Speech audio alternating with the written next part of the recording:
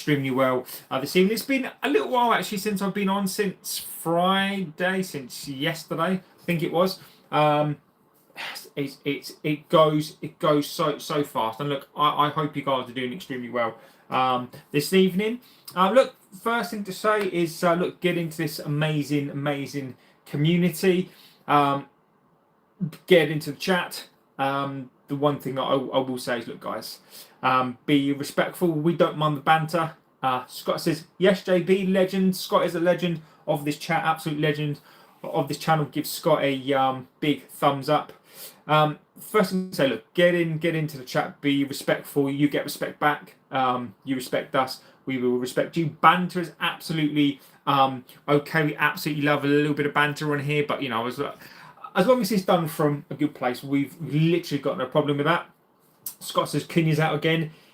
Yes, he is. Shesko's out, and there's rumours that Shesko's going to be out for a little longer than expected as well.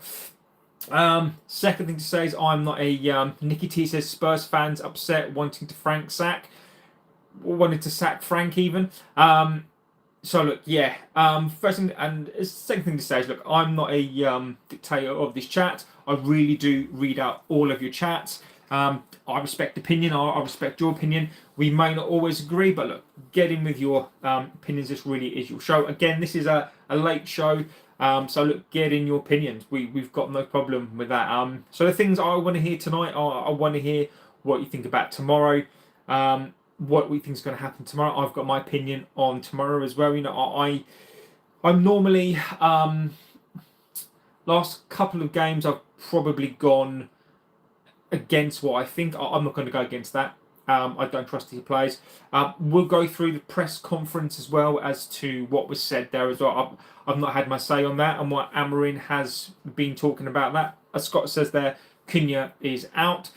I'm loving Scott ever the optimist, which I like. I try and keep it as real as I possibly can. And again, look, get in there with your opinion. We'll go through basically why I absolutely detest these players. Not all of them, but look, we're talking about the same team that finished 15th last season. The majority of these players are still here. Look, there is the odd one or two players here that I think do escape it. But I have to say, I'm beginning to, well, I do. I really do detest these players. The games today, tomorrow we've got an opportunity to go above Palace. Today with Sunderland winning again. It's now or never. Sunderland were 2-0 down.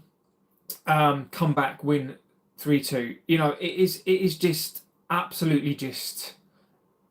I just can't stand these players. City nearly bottled it at Leeds. Exactly.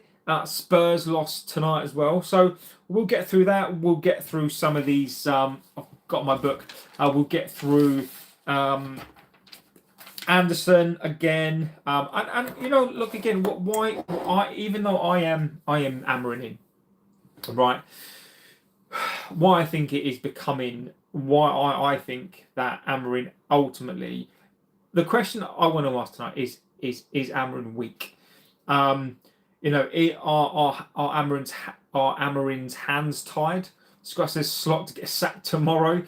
Let's see. They need a performance tomorrow. They need a big one tomorrow.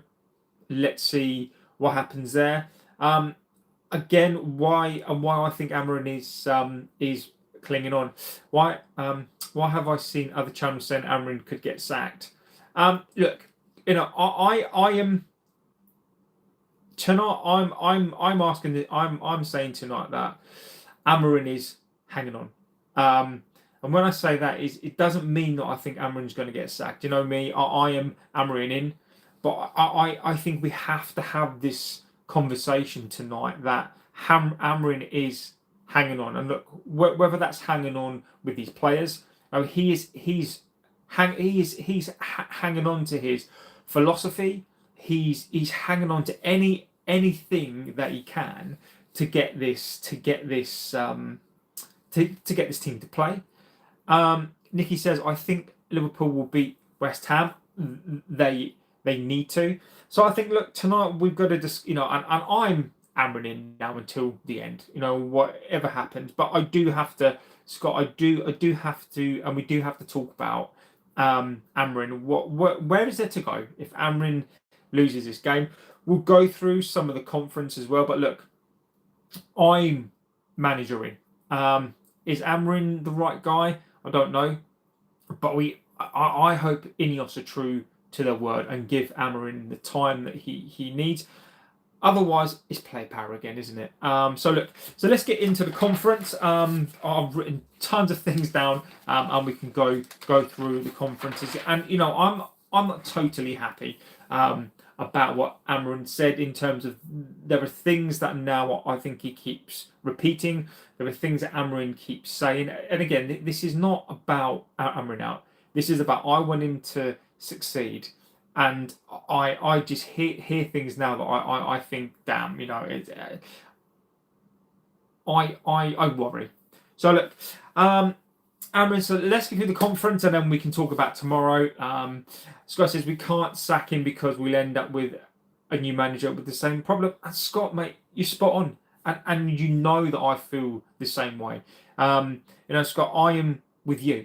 I am. We need to give him time. We need to give this guy time. He's what people need to realise about this coach is this, right?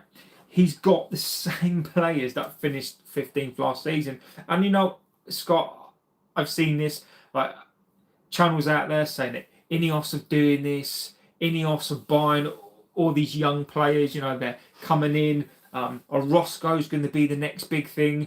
In these players now, he's still got these players that finished 15th last season, and I could even forgive these players if they fought for him. If these players gave it everything they got to the best that they could, I would go, look, they're trying to do their best. They're, as a manager, as a coach, as players, they are trying to do their best. These players are not doing their best. These players are not doing their best. These players are doing as little as possible, and I can't work it out whether it's personality, whether it's they're trying to get the manager sacked. I just detest these players. Kevin legend, keep him until he can have no excuses. Give him a midfielder and you bring back Kevin, yes, my friend. Yes. I've been saying this for the longest time, Kevin. I absolutely agree with you, Kevin. I am more than comfortable. I'm more than happy to give Amorin a side. Once he's got his side, once he's got these players, there is no excuses. How's it going, John? Martin, legend. I hope you're doing extremely well, my friend. Busy. That's why I wasn't on this morning. Yesterday, just been busy. Just busy being a dad, and work's been absolutely insane. So, and hopefully until I can do this full time, it's busy. Scott says, we can't sack him because Scott says he may be the next big thing, or we'll get him game time. That's the problem. Everton got stuffed by Newcastle. Yes, they did. Absolutely did. At home shows how bad. And Kevin, mate, Kevin, it's like you're reading my mind tonight. These are the things that I wanted to talk about as well, right? Is that Newcastle away to the Toffees tonight, today, right? They battered them, stuffed them. Like, we were at home. What is it? What is it about our team where we can't? We're unable. And again, this is what I want to talk about Amorin as well, because it is these players. It is these players. Now, Amorin does have to take some of his blame, but I wanted to talk about that as well. Karan says, hi bro, mate, I hope you're doing extremely well. Kevin says, exactly. Look at Arteta now. He has no excuses and will be a serious risk of if he doesn't win this season, because he'll have no more excuses. Kevin, mate, that is exactly, I've been saying this. If Amorin has all of his players and Amorin produces these performances with his players, I have a clear conscience with people that want to get rid of him. This may take more than a season. This may take 2 or 3 seasons. And as you say there, Kevin, look at Arteta. He's been given, 6 or 7 seasons now? If we give Amorin that, so say he gets 3 seasons and we don't progress as a team and he gets his players, I've got no problem at that time to say, look, maybe Amorin isn't the guy. But whilst Amorin has got excuses, I'm not comfortable. And Nick says, after watching Newcastle the Everton match, it's shown how bad we were. I agree with you completely. I just clicked the like button. Thanks, Martin. Chelsea to beat Arsenal tomorrow. No chance, Scott. Could be worse. You could be Spurs. Dapsy, it could be worse. Look, after tomorrow, this could be just as bad as Spurs. So let's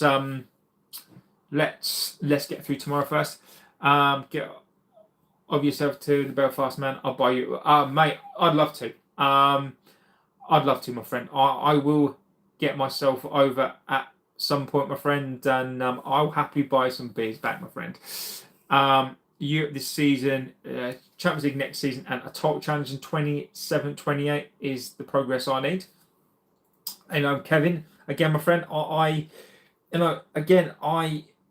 like different opinions. I like the fact that you've got a plan in your mind, right? I think that for us to achieve that, Kevin, I think that we need to give this manager time. I am with you. Every time we change the coach is like a reset, right? I think we need to keep our heads down. I think we need to weather this storm. Look, we all know what these players are, right? We all know this. Until Amorin can get that team in place, he's literally been made to look bad by the practice. So look, let's get through some of the press conference stuff, and then I'll give you opinions on that. So he was asked on Monday. You said that from the team from last season, from where you wanted to be last season, he's basically saying that you had the whole week off, and he says, what basically will change. You've said on Monday the team is not where you wanted it to be. You do get the week off. What exactly do they need to step up? And he said, it's our club to solve. We have to win every game. We get criticised for not winning. No excuses about Europe. So he basically saying there that that there are no excuses about European competition. We have to win every single game. They get criticised for not winning, and there can be no excuses. I think that Amorin is very, very good at talking. Right? He is 100% correct. We have to win every game. We basically demand that, right? We absolutely have to demand we win every single game. There can be no excuses. But I think these players are specialists. These players are specialists in excuses, criticism they can't handle. It wouldn't surprise me tomorrow if they went out and won. If they went out and won tomorrow, it wouldn't be for the fans. It's not going to be for the coach. It's not going to be for the club. If they were to go out tomorrow, it's because they get criticised and they want to show the world how they're great players. They don't want to go out and show the fans, look, we apologise, we need to step it up. It's not about us fans, it's about them. He was then asked, are you disappointed where your team is? He said, if I looked at the games, we should have more points because we had control of some games. We had the advantage in some games, so if I look at our games, I'm disappointed and it frustrates me. I don't really know where Amorin is going to go with this one. When we talk about games that he had control of, the Brighton game, I thought he had control of that. Liverpool, there were points where he sort of had control of that. Arsenal, I thought he had control of that. The other games that I've seen, the Fulham game, Spurs game, Forest game, I don't see where the control was. We've played 12 games this season. When we are talking about control, I think Amorin there is I know what he's trying to say, and the thing here that he mentions a lot is about the data, which I'll come on to in a bit. But as much as I agree with him, look, there are times where we had control of the games where we didn't score early. For example, the Fulham game where we sort of had those chances and then we didn't take those chances. Other than that, I don't really see that we've controlled games. I think we've controlled games in fits and starts. But what is consistent for me is that we basically tend to fade on about 60 minutes or so. So look, as much as I do sort of agree with Amorin on some of these points, I don't agree with him on that one. I think you've had control over a couple of games in a couple of patches, but other than that, we've more so had the lack of control. Let me go over this. I can already see what Scott's saying. Scott's saying the pile of 7 that rhymes with tank.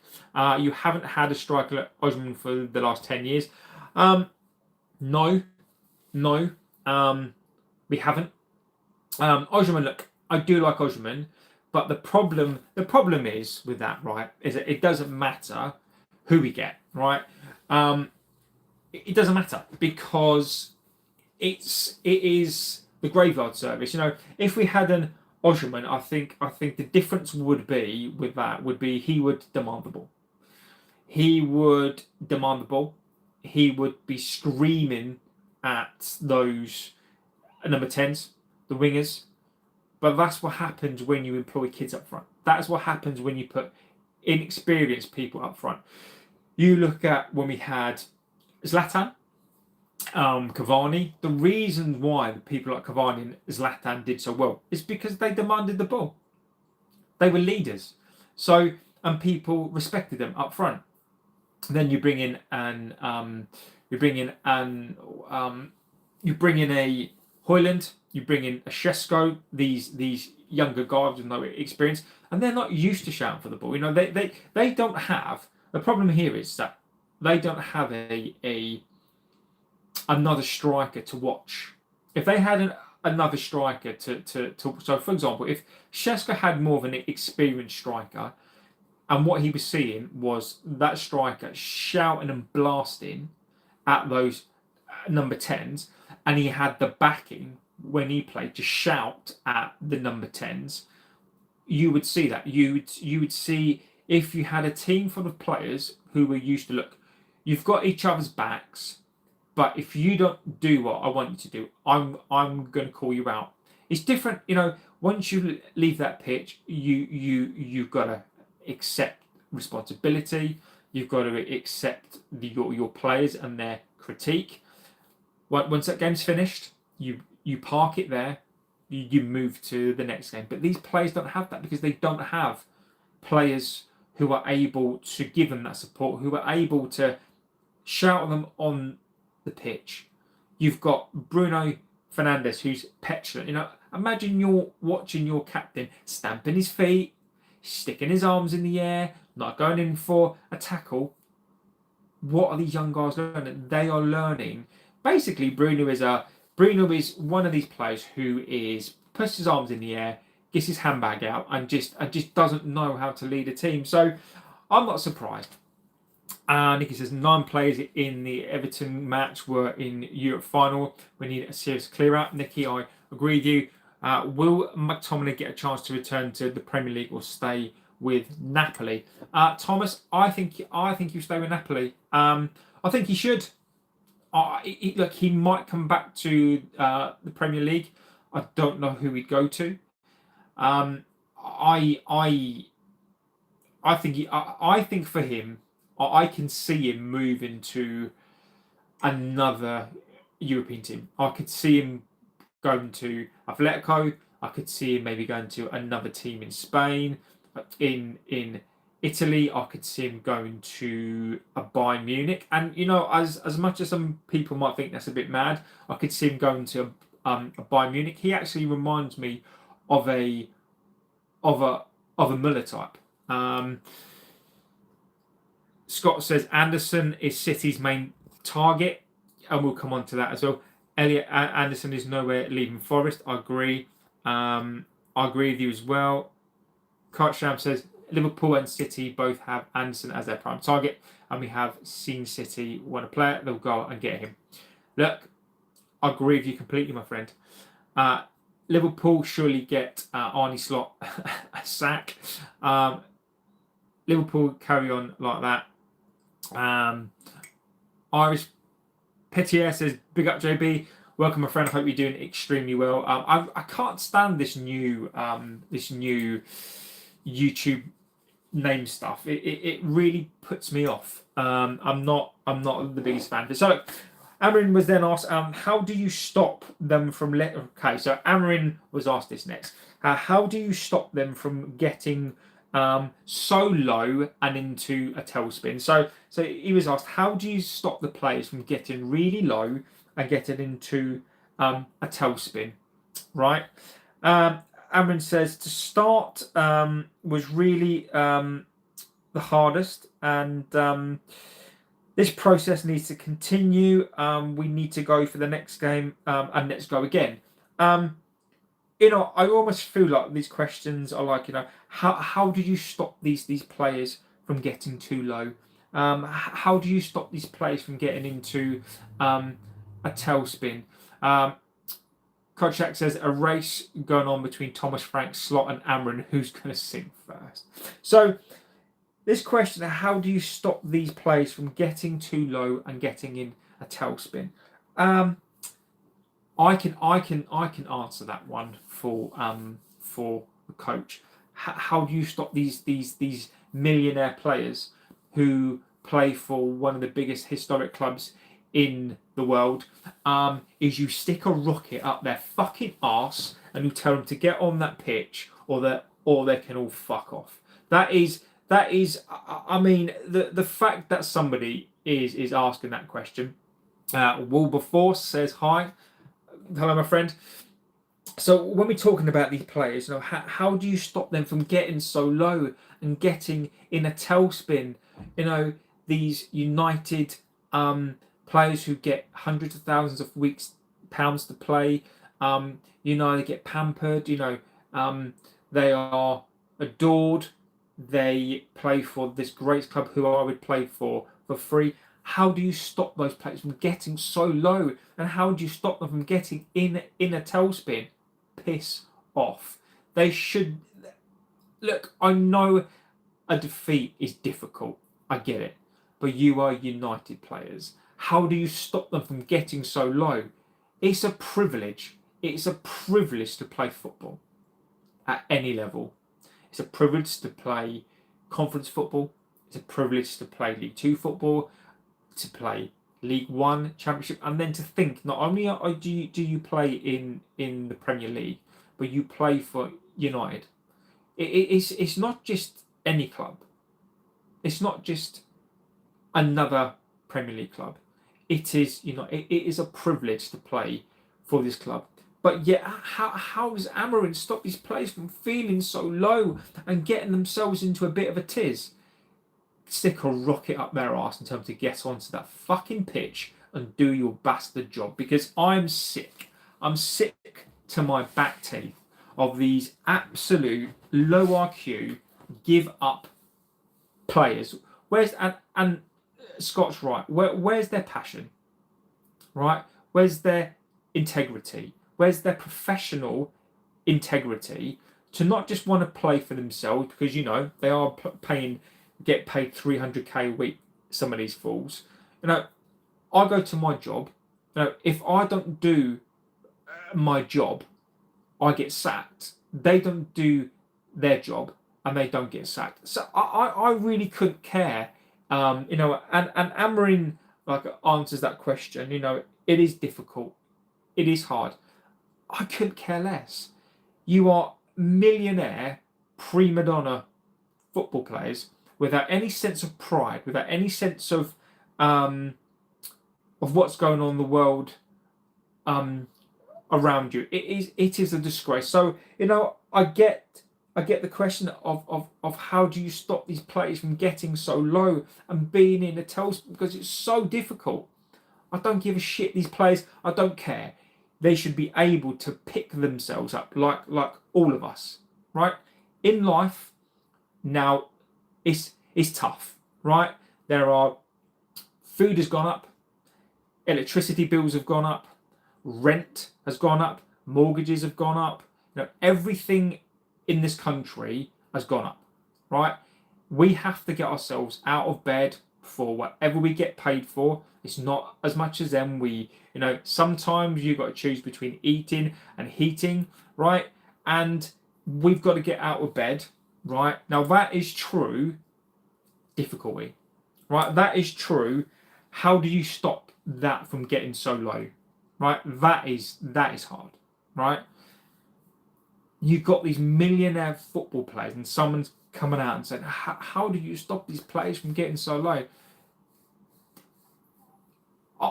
I have no words. I have no words. So look, these players should get themselves out. Go around and look at what is going on in this world and be privileged to play for this club. Otherwise, there's the door. Get out. Scott says, Black Knight says, hello. Hope you're doing extremely well. Scott says, pay me 10k a week. I would play with more passion, even with a bad hit. Mate, Scott, you pay me 50 grand a year, mate, and I'd play, mate. Kartik Sharma says, we need more hungry players who've got something to prove. Players like Shaw, Casemiro haven't got that hunger. They've settled. Agreed. It's true for the working class people, or you get it for free if you come up.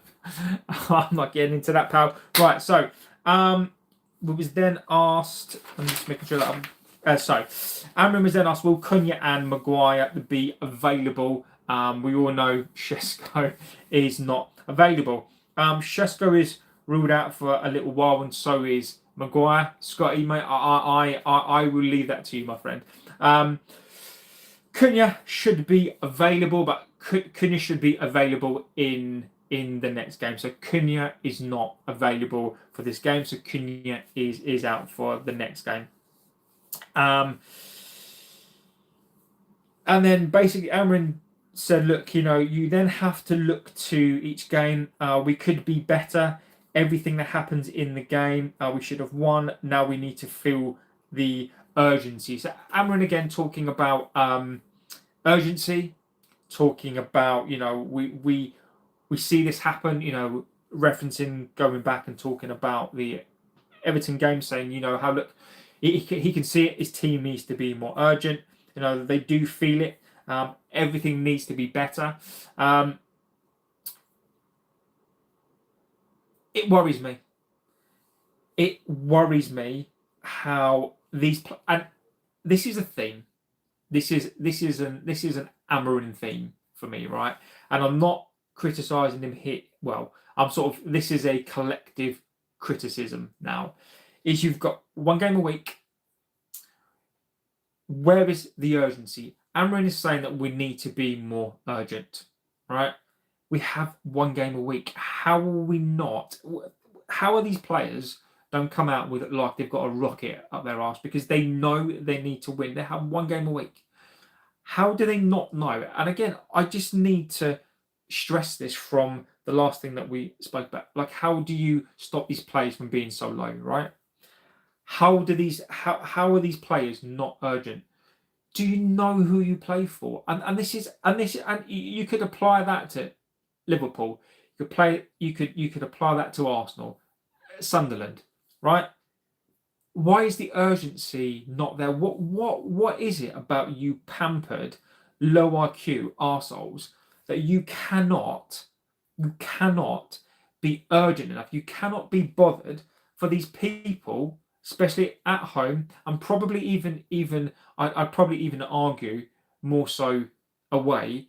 How can you not be urgent for the fans that go there, for the people watching, for the millions of people that watch you around the world, for the badge that you wear, for the people who have paid their money to come and watch you, for the history of this club that I don't even think that they understand, and you can't be urgent to play for this club. It baffles me. And again, Amrin, we can talk about him on this one, and I think that again, getting your comments, this is not just Amrin in or out, right? And I know people like to simplify. So if you're Amrin in, you're not going to get called out on here. This is your place to have your opinion. This really is your place. I'll read out the comments, which I'll go through again. Look, I don't care really if you're Amrin in or out. It's important to get your opinion in, right? I would counteract with what I'm saying with what is Amorin's failure to get a tune out of these players, right? Is it a case of these players are so bad? Are they so bad that it doesn't matter what he does, he cannot get a tune out of these players? And I do think that there's an element to that as well. I do think that these players just ignore this manager. Now, look, give me your opinion. I would love to know. Look, just because I have an opinion doesn't mean that I'm right. But my opinion is, look, you got to think about these players, who they played for. They have sacked many managers, and not just some players have left. But when you're talking about a toxic club and toxic players, and these players get infected, now some of these players are now through multiple managers. What is the common theme here? So the common theme here for me is every one of the managers wrong, or is it the players? And again, that's a question. That's a question that I'm asking you guys. So let me get back through some of these chats. Goat says, "What do you think about Fenerbahce Galatasaray on Monday?" Look, I don't have a dog in the fight. I think, look, those sorts of derbies are always fiery derbies. I think that when it's a derby, anything can happen. Good luck to both teams, really. I think it's look. I just hope. I don't know what the clashes are like these days, but I just hope. Look, very passionate Turkish fans are very passionate. Complete respect. I'd like to see that game because I think it's going to be absolute wild. But let's see. Joshua says, "I don't know if it's just an issue or a work ethic as much as it's with quality. I don't doubt Bruno or Dalot's work ethic, but they are still at fault for so many goals." I think that there's a couple of things at play here. I've got no doubt about Bruno's. I think you're right with those two players. I don't doubt that they work extremely hard. I don't doubt that Bruno Fernandes is playing in a different position. Again, I've said that thousands of times. The one thing I could forgive him. I can forgive him a lot because he's not playing in his position. I get it. But they're not doing the fundamental things. Like, Josh, you're right. Like, how many goals has he been at fault for because he's in the wrong position? He doesn't tackle. Against Spurs, there was an opportunity to stick a foot in early. He doesn't tackle. He runs around like a headless chicken. These two Portuguese players, they need to be dropped. And Amorin will not do it. And again, I'm very fair. I don't want him to get sacked. But this refusal to drop these two players is gonna get him sacked. And it's almost like he cannot see. I think he can, but I just don't. I just don't understand. Burdett says, "Tough game v Palace." It is. I'm going to tell you my thoughts after this, and it's not going to be good. I would drop Bruno, Shaw, Dalot, Casa, and Maz, and play Maz, Ugarte, Kobe, and Leon. Mate, I would as well. I'd rather lose with players who want to play than lose with these fucking idiots. We need United Ultras like they have in Italy, where they pulled the team to the stands at half time. Yeah, I haven't seen us dominate games since Eric Ten Hag was in charge. We won LG Cup, the top four. Weghorst, Anthony, Rashford, McSauce, and Fred. Good evening, Simon, from a very rainy Lincolnshire. Somehow I don't think if Palace win, they won't cost Amorin his job. I think he will be here at Christmas. We need points. We need points for the next 3 games. Thanks, Simon. It's rainy here in Essex as well, my friend. Fred better than Casa and Thomas better than Bruno. Fred not better than Casa, never was. Simon says Amorin does need more time. Possibly Fergie would have dropped these 2 players. How come Mainu never plays? Well, but I mean, it's a difficult one for me, right?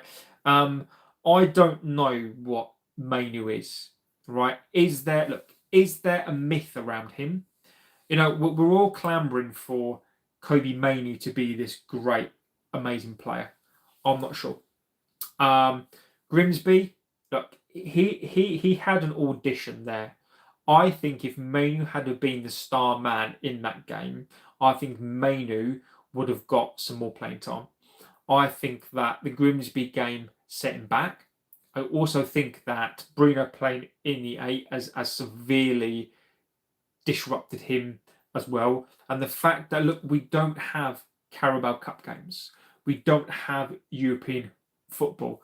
Sadly, whilst Fernandez is in that position, he doesn't get a look in. So, you know, I think right now this season is a comedy of errors. And as was said there, you know, as Simon says there, you know, we've got to get points from the next 3 games. I think tomorrow could be catastrophic.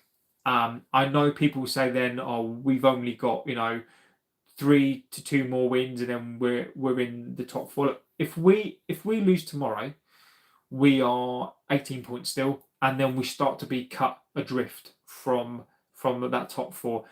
Mathematically, of course, we're still there, but then it's a case of if we win the next game, the next game, the next game.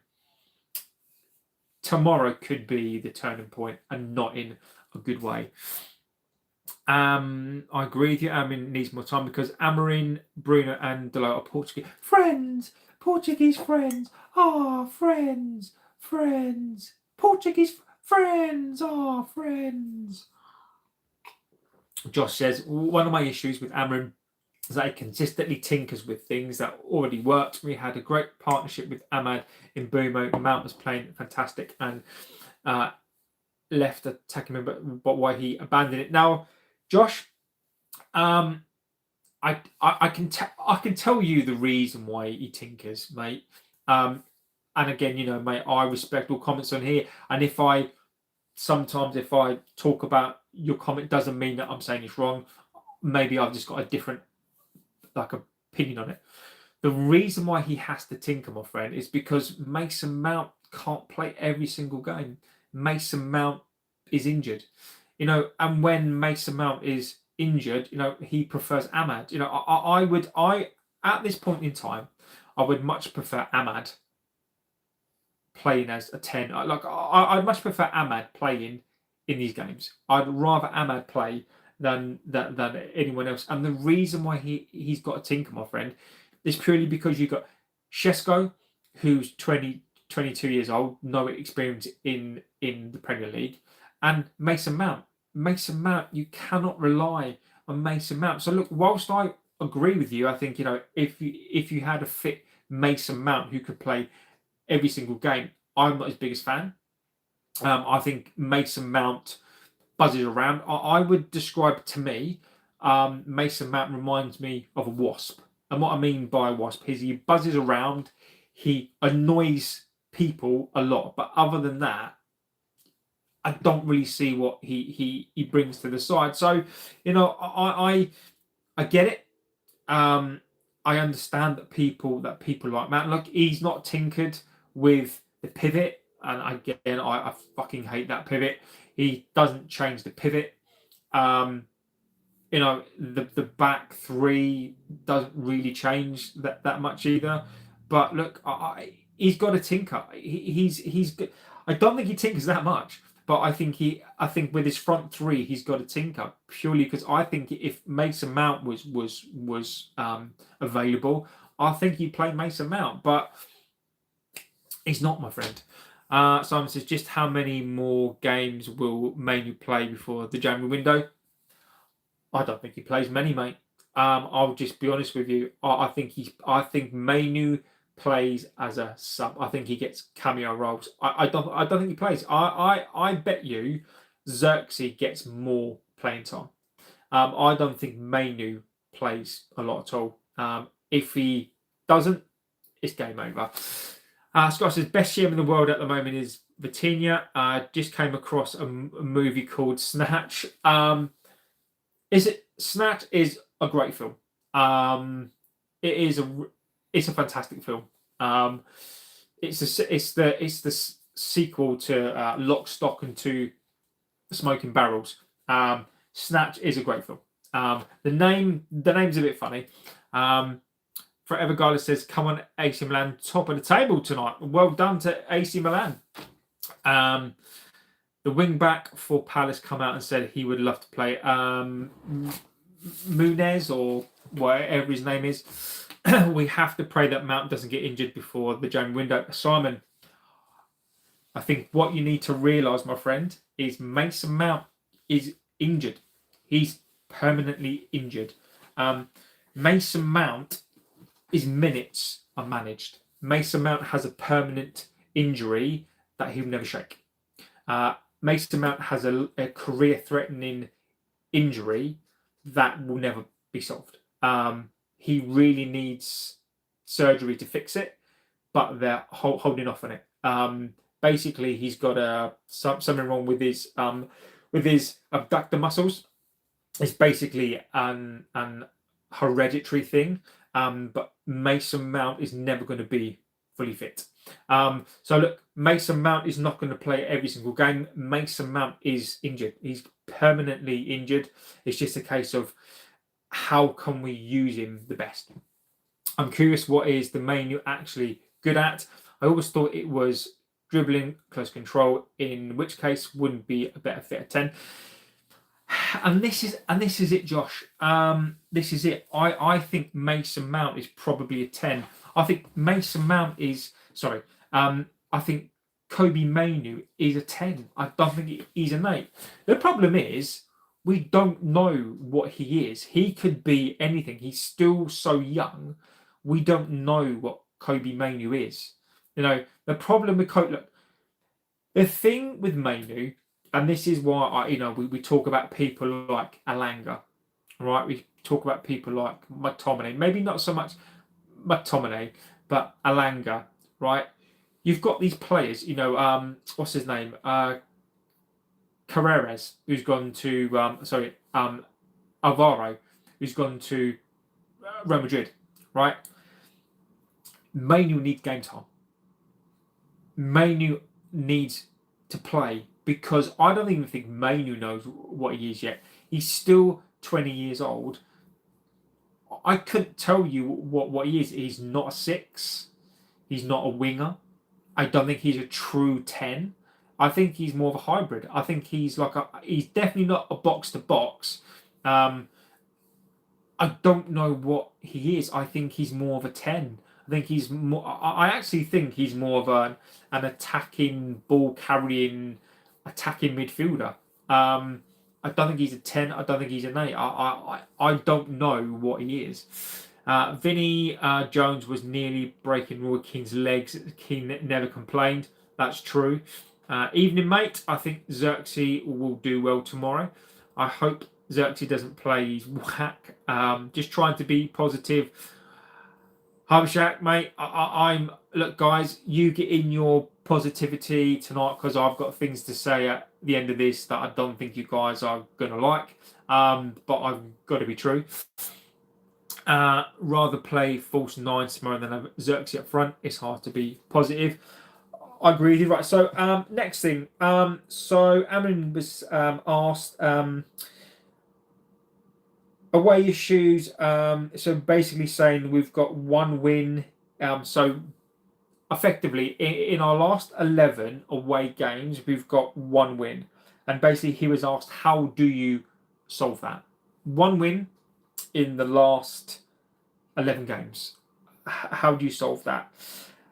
He basically said, do the same thing. We need to do the same thing with the same players. We lost to Forest, we lost to Spurs, but we need to keep playing the same. So he said that Everton, when we played at home, we have to win. It's the point. You can't point to one thing. There are lots of issues. We need to know how to finish games. And I take this back to the press conferences, right? I pretty much watched them all, right?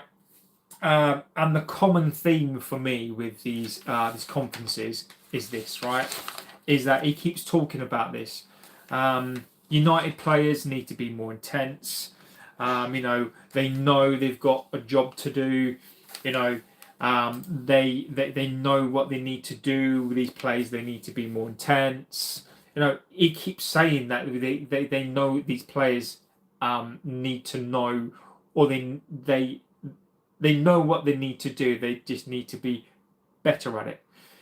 I mean, and this is probably one of my first Amorin digs. Really, is that no shit, mate. You come at every single conference and you're talking about the same thing. And again, I've got to call this out.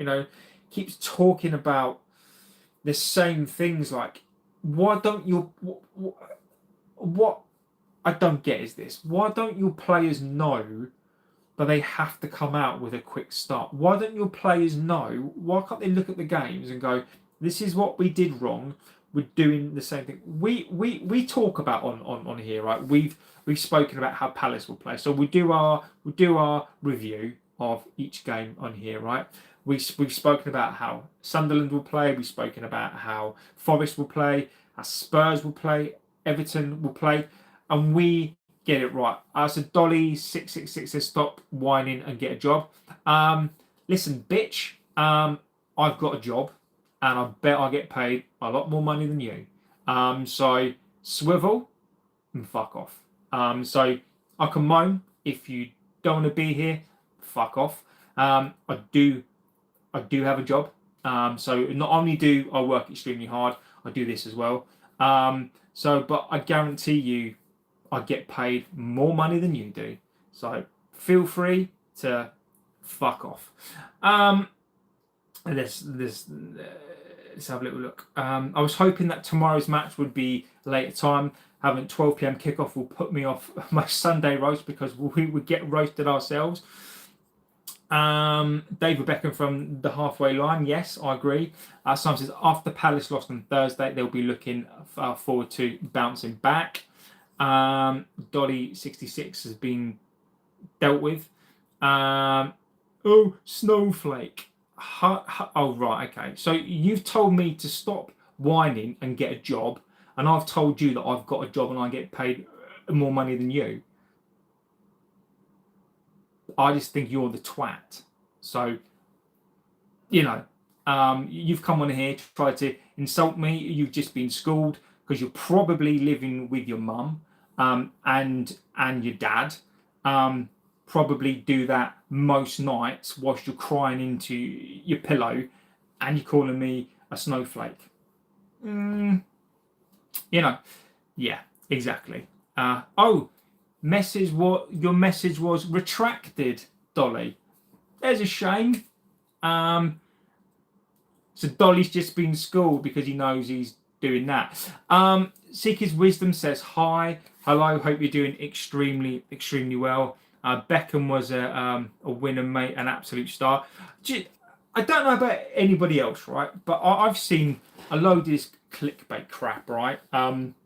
About how Beckham was an overrated player, right? So Beckham was this overrated player who had a world-class media team around. So I think it was on the Sports Bible, right? The Sports Bible, I'm just going to call them out because they're a bunch of tossers.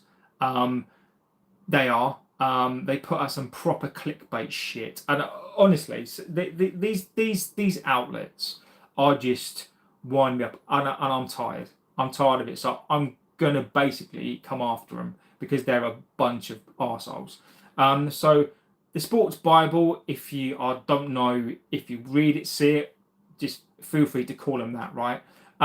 Basically posting some shit out there saying, oh, Beckham was an overrated player, right? I mean, people don't even fucking know.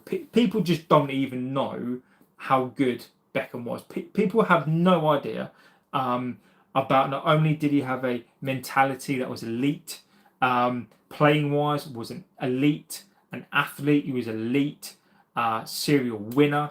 You know, to not only get absolutely destroyed in the '98, like, you know, and then to come back, and not only come back but be the captain of England, and then scored a free kick against Greece.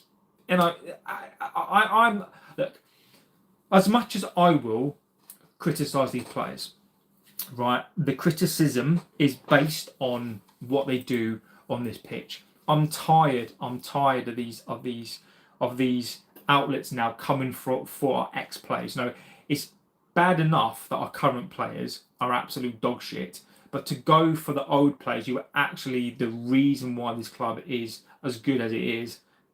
I won't stand for that. You could always block him. I could Simon, but you know, I think he's funny.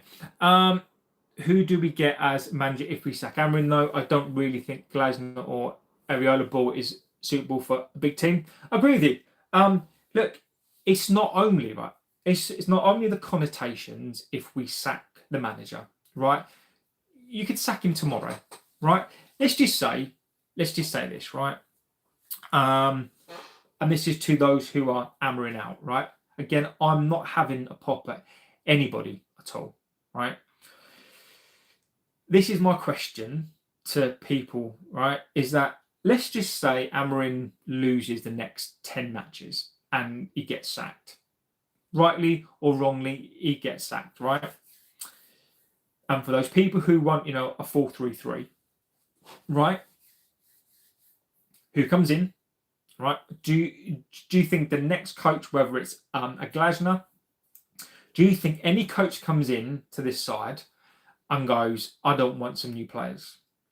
Do you think any coach comes into this side and thinks, oh, do you know what? I like Luke Shaw. I really want Luke Shaw. You know, oh, Casemiro, 34 years old. Oh, let's. I reckon we should get him on a cracking deal. Shesko, 22 years old enough. We don't need another striker. Any manager that comes into this side now is going to want their own players. Second of all, Ineos, in their wisdom, and this is nothing to do with the coach, decided to take a departure from everything we've done for the last 70 years, playing with a back four, and brought in a manager. They could have done anything that they like, but brought in a coach to play this back three and allowed him to get rid of certain players. And they've now got this team that is basically Amorin's, not Amorin's team, but an Amorin system with the sort of structure. Another coach comes in and goes, oh, I'm going to play a 4-3-3. I ain't got wingers, mate. Where's the wingers? You know, at times I might want to play with two, like, up front. I ain't got two strikers.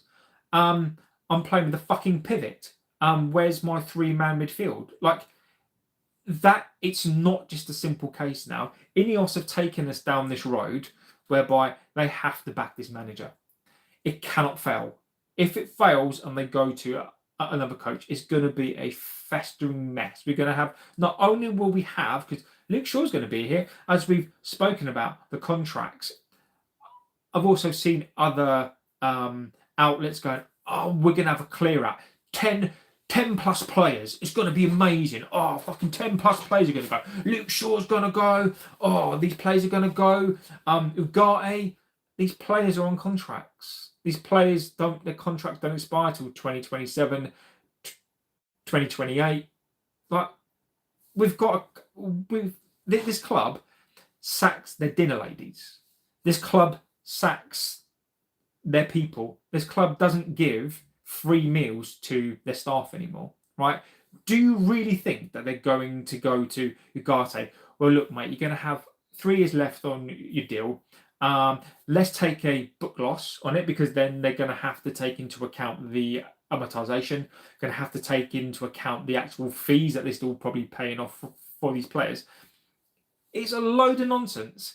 So we're not going to get rid of 10 players. So this is the point. If we sack another manager, you've got Ugarte till 2029. You've got Luke Shaw till 2027. It's been nonsense. It's been crap. So this has to succeed. If it doesn't succeed, I don't know what we are going to do. Simon says, Beck seems to own most of the planet. Bex was world class, no question. John, he was a winner, mate. He would laugh at this team now. I agree with you completely. Go for that. Dad says Bex is the most underrated player for England of all time. Leader, not by shouting and bawling, but by big moments. Exactly. And this is why these outlets need to be called out. And I'm going to call them out, because I really don't give a shit. Bex wasn't all that popular after he got sent off. He's a champion. Roy Keane brought Ireland to the 2002 World Cup. He was one of Ferguson's lads. Hello from Kosovo. Hello, my friend. Let's get through the Christmas period first. I know Keane walked away from Ireland. I was in the new camp in '99, says Steve. If it wasn't for Beckham, we had lost the treble. When all the players were blowing out their arse, he sprinted to the corner, dropped us to Steve. And that is exactly, and this is why when I see all this player hate for like our own players, is going to get called out on here. Goff Dad says, sack Ruben, another one comes in, we don't clear the Deadwood, 18 months later, one gets sacked. Boring. Exactly, mate. Exactly that. Keane and Beckham are 2 of the best. Exactly. Just says, any manager will need money to make this squad elite, contender for the title. I'm sure most managers would beat Grimsby with 10 men, Everton with the current team, though. Exactly. We were lucky to drop the bomb squad. All we need to do is sell these players. Now, Simon, interesting. So, one of the things, again, that I think is a bit of a misconception, right? So, it was put out by is it Simon Stone or whoever it was? No, it was put out by someone else in the Sun, right? And it was put out by what's it called? Somebody big anyway. And they were basically saying that Amorin is going to have another clear out, right? So he's basically said that Amorin's going to have a clear out, the second clear out of this squad, right? Amorin didn't get a fucking clear out. This bomb squad, right? Yes, right. But apparently we're going to have a second clear out. We didn't get the first clear out. Lindelof left on a free. Ericsson left on a free. The only 2 players that were sold were Anthony at a ridiculously reduced price and a Garnacho. Sancho's still here. Malasia's still here. Rashford is still here. Amorin didn't get a fucking clear out. And Josh, this is not like against you, my friend, but this is just to the broader theme. And this spin bollocks. Amorin did not get a clear out. Like, we sold 2 players, and the others left on a free contract. And the bomb squad is still here. Sancho goes next year on a fucking free. Malacia will go on a free and doesn't play. And Rashford is technically here till 2028. So there's been no clear out. So this will be the first clear out. And there's not going to be 10 players gone. There's going to be at most 5. So this rhetoric about Amorin's had this clear out, it's a load of crap. Stephen Moore says, the soul of your club is gone. Blame that on the Yanks and Radcliffe. Mate, I do. Josh says, I'm also not sure the argument and the players don't fit a 4-3-3 works. When key players don't fit 3-4-3, we have no wing backs and none of the right midfield. I agree with you. Graham says, haven't you taken your Mokuma's entrance exam?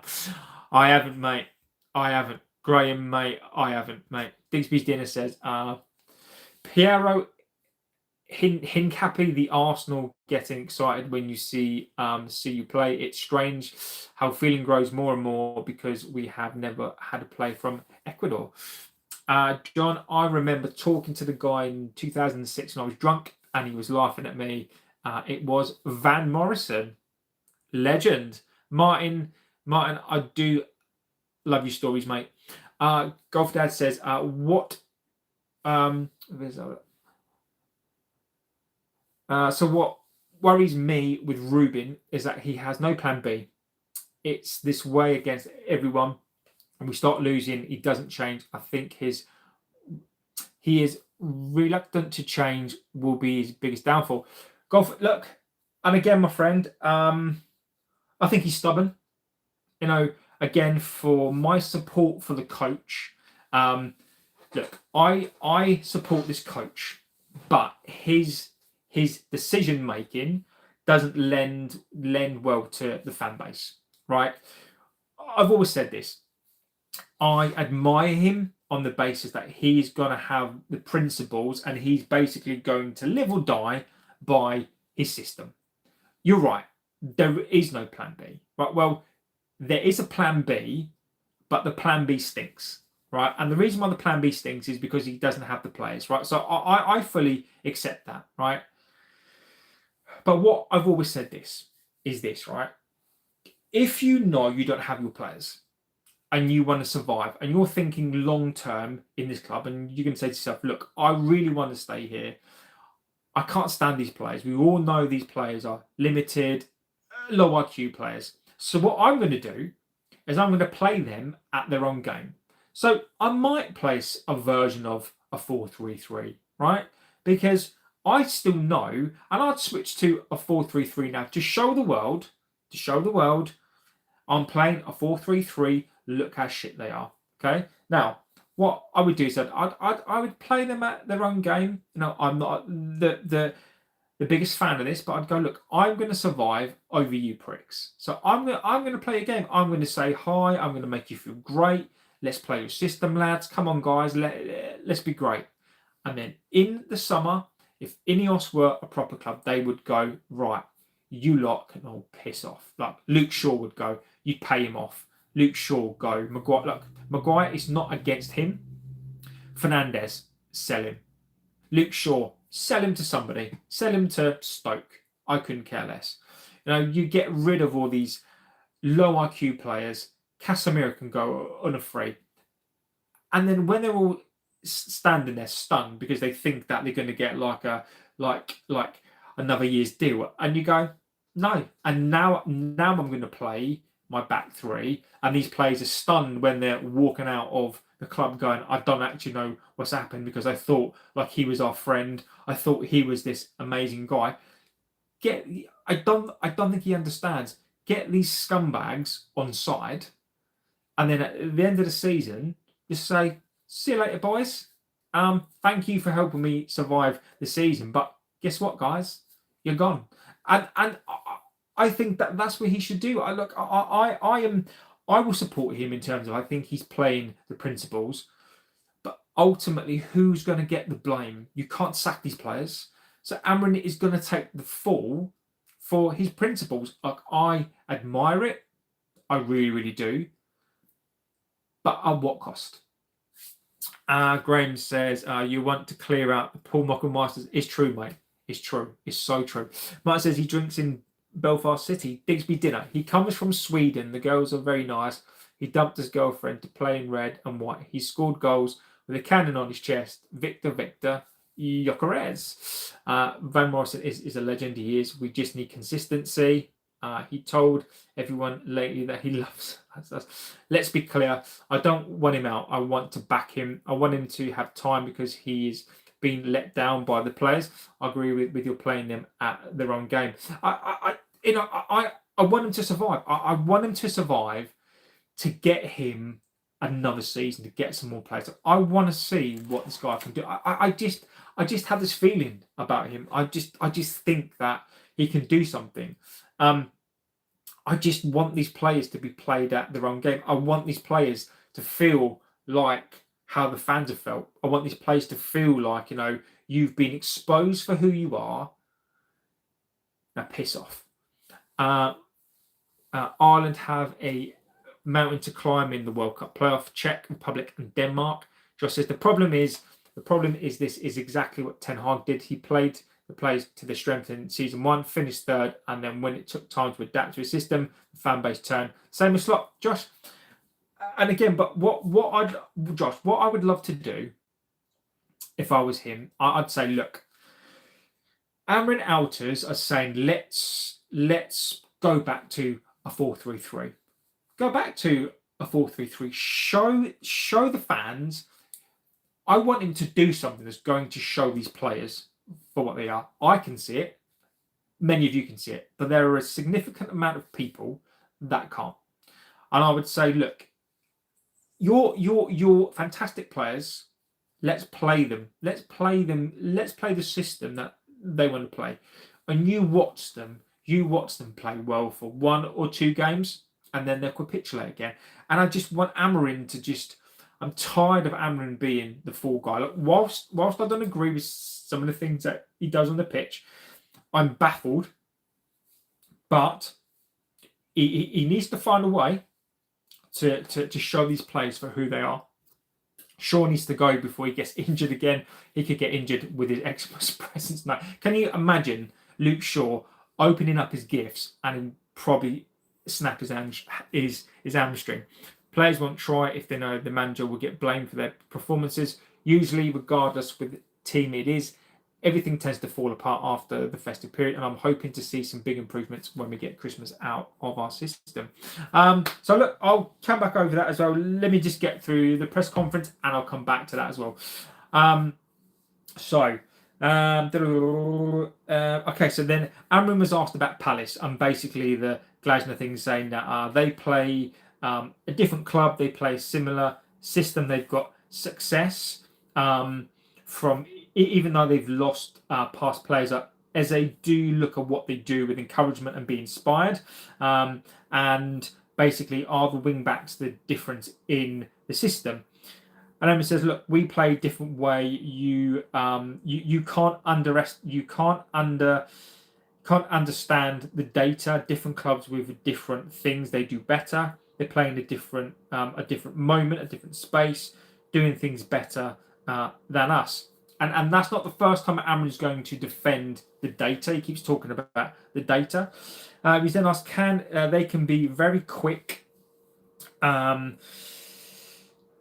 about you doing something similar? Is there any ideas that you can take? He basically says, I take inspiration from all coaches that I watch. He basically says, I watch international football and I take inspiration from all of the coaches. Basically then was asked, you focusing on your midfield in this window? Are you... Okay, so you basically said you're going to be focusing on the midfield in the next windows. That seems to be fundamental, but do you think that you need to change your wing backs? It says we need to improve the character of the team. Ahmad, for example, needed to play on the other side, on the right, but we would try to get the chemistry right.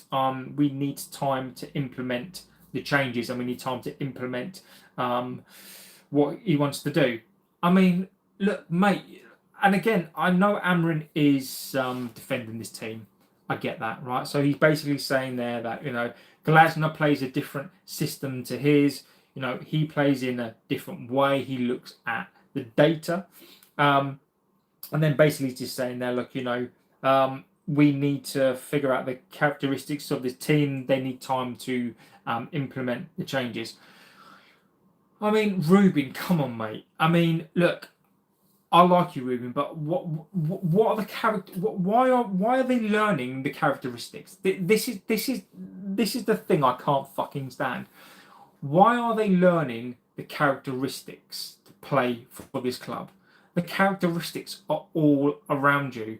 There are players out there, ex-players, who can tell you what the characteristics are. Watch ex-players. Amorin, go and watch videos. Players, go and watch videos and clips of not too far ago, lads. Like, if you don't understand the characteristics, if these players are struggling with the characteristics needed to play for this club, don't play them. Go to the youth and just fucking play the youth, because I don't see the point. you're trying to get players who don't understand, and it's quite clear from what you're saying. Now, how do you stop these players from being so low and in a tailspin? The characteristics is going to take us a while to get the. What characteristics are we talking about? This is what I'm baffled about. These conferences, I almost feel like Amorin is basically trying to spin the same thing. Amorin is trying to talk about the same thing over and over again. And he goes on about the data again, talking about the wing backs. Do you know your wing backs? And he keeps saying that, we keep comparing the data. We're looking at the data. Mate, your data's wrong. The theme here is basically this. These players need time. These players are feeling really, really low and sad right now. They need time to implement the characteristics of this team. They look at the data. It is just Amorin, mate. Like I like you. I want you to do well, but you've got to stop defending these players. You've got to stop talking. Like I almost feel like, and this is what pisses me off about him. You're treating this club like Sporting. You're treating this club like it's any other club. You're talking about you need time. You're talking about the characteristics, right? We're not fucking Bournemouth.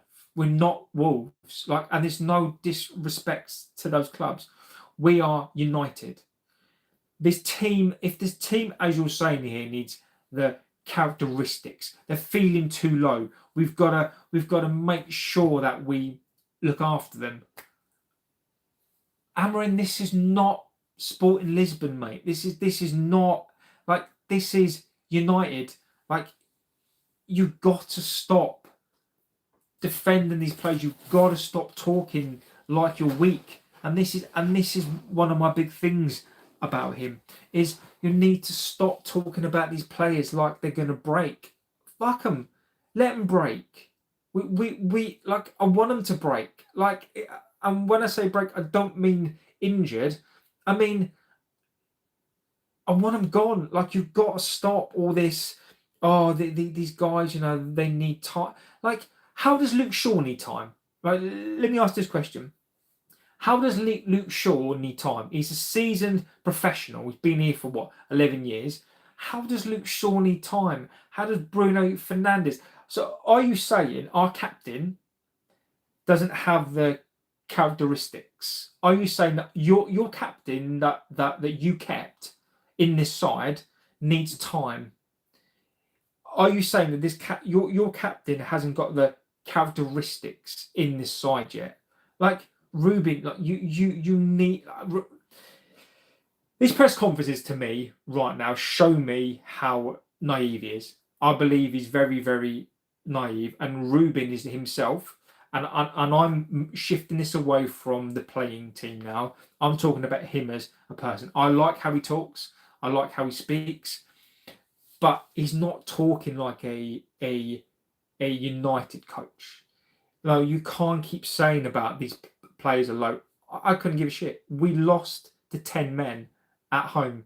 You should be going after these players. I don't care if these players are low. No, somebody asks you a question are these players low? I'd go, they fucking should be. These players should be on the floor, but they get up for the next game. That game's gone now. Come on, lads. That game's gone. They don't have the characteristics. Then bin them. Just don't play them. Go and play players that you need. So look, that was pretty much that was a condensed version of the things that we said. I'm worried. The press conference, I'm worried about it. I'm worried.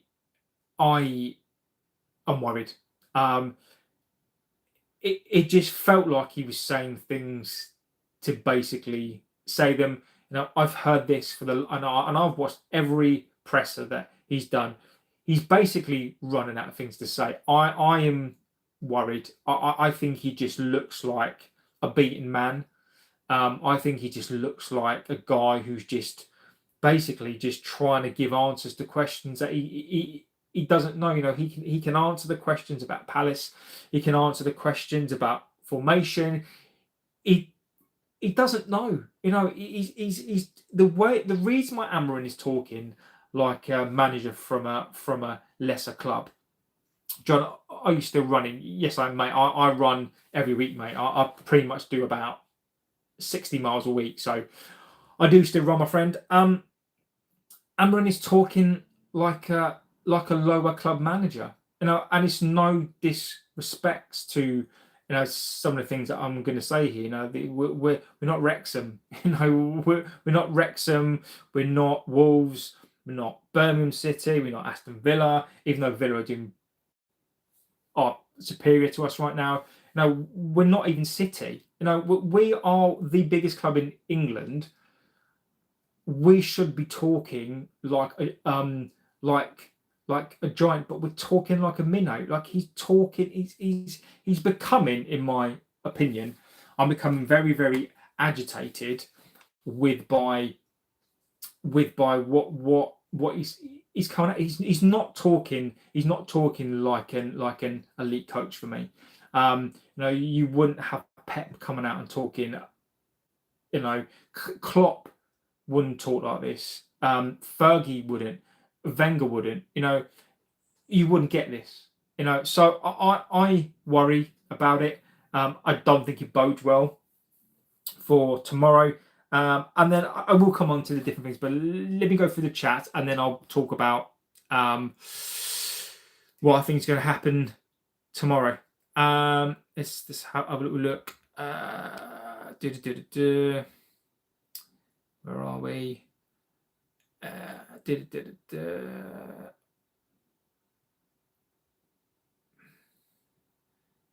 What do you think of Dorgu? I always lose my patience with him. The funny thing is, right, with Dorgu, when we bought him, was seen as one of the best prospects in world football at that age, and that is not a joke. He's come here, he plays with shit, he looks shit, and this is the problem. We do not develop players.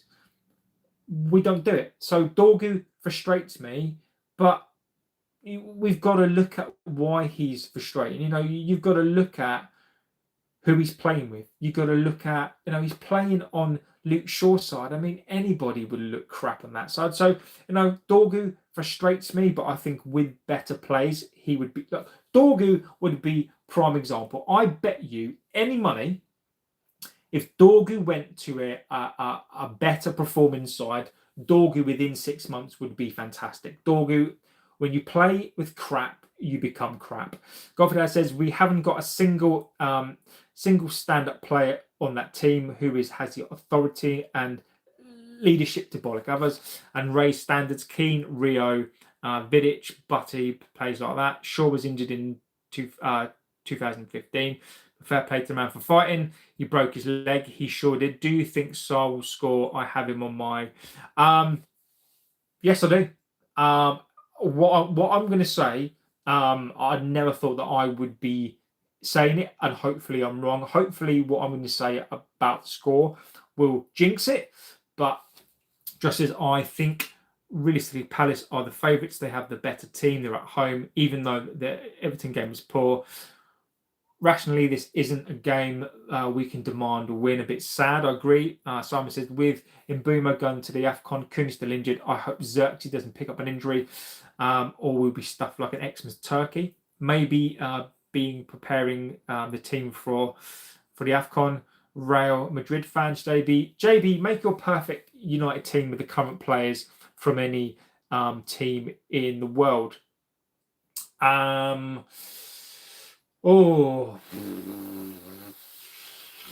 have to think about that.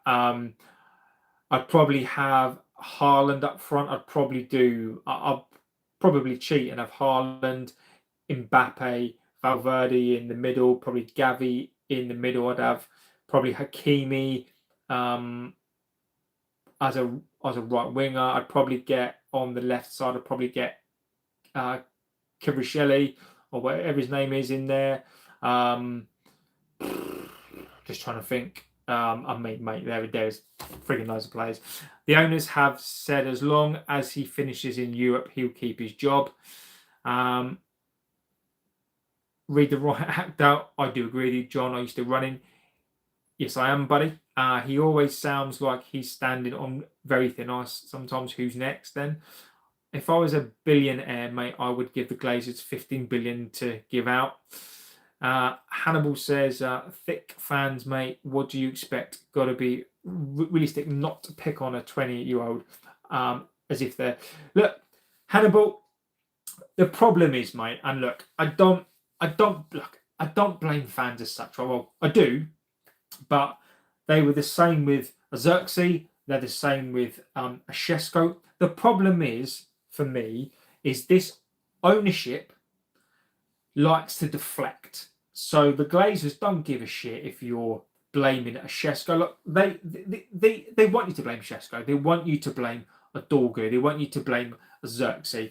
Right? These players, I mean, as you say, Dorgu is 20 years old. I mean, for God's sake. I mean, he's a kid.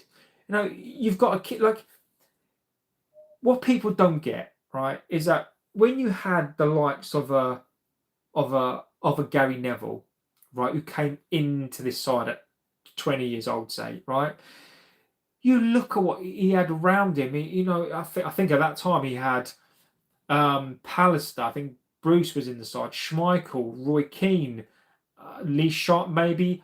Kanchelskis was here. Brian McClare, Ryan Giggs, Parker might have still been here. Incy, I think, might have still been here as well. You look at those players. If Dorgu walked into that side, he would be so much better.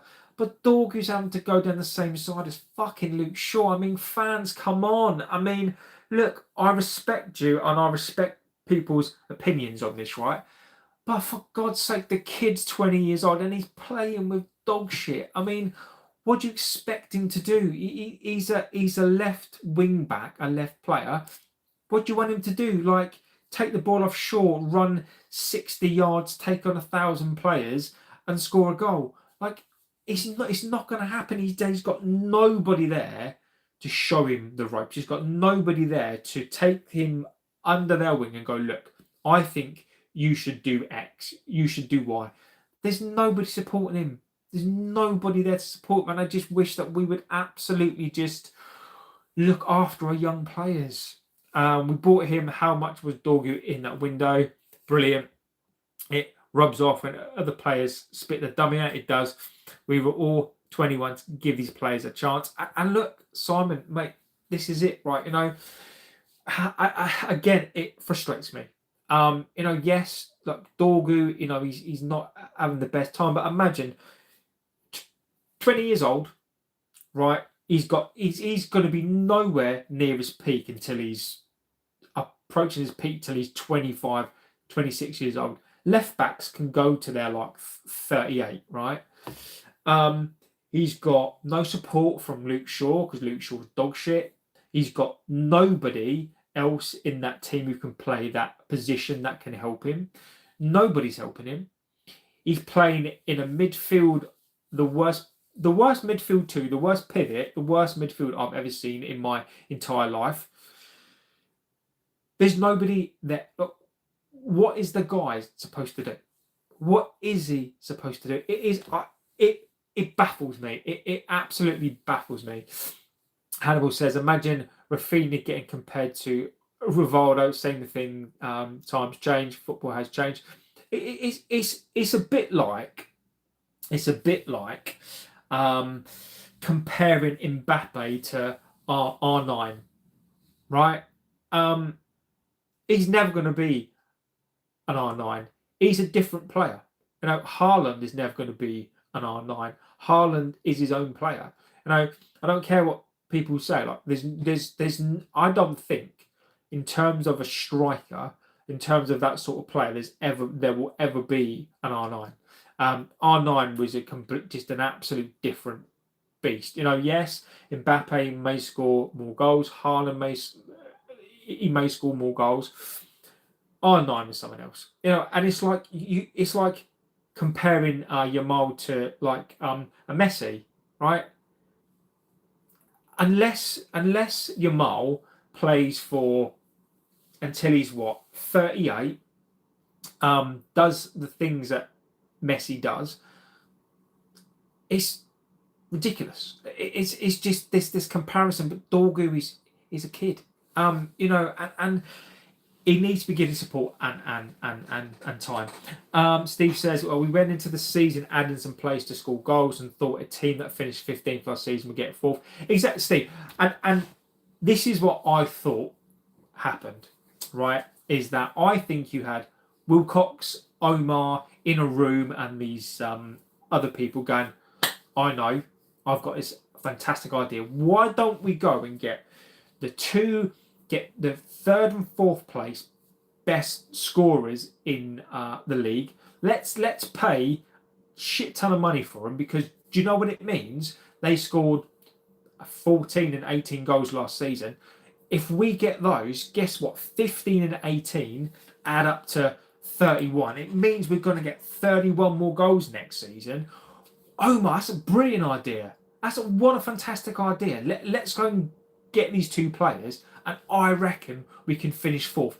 Never mind changing the rest of the team that finished 15th last season. And why don't we save ourselves some fucking more money? Let's put Bruno Fernandes as an 8, right? Rob, legend. Big up JB. Legend, my friend. I hope you're doing extremely well. I know, let's just skimp out. Even though we've still got Luke Shaw, I reckon it's a World Cup year and Luke Shaw's going to be fantastic.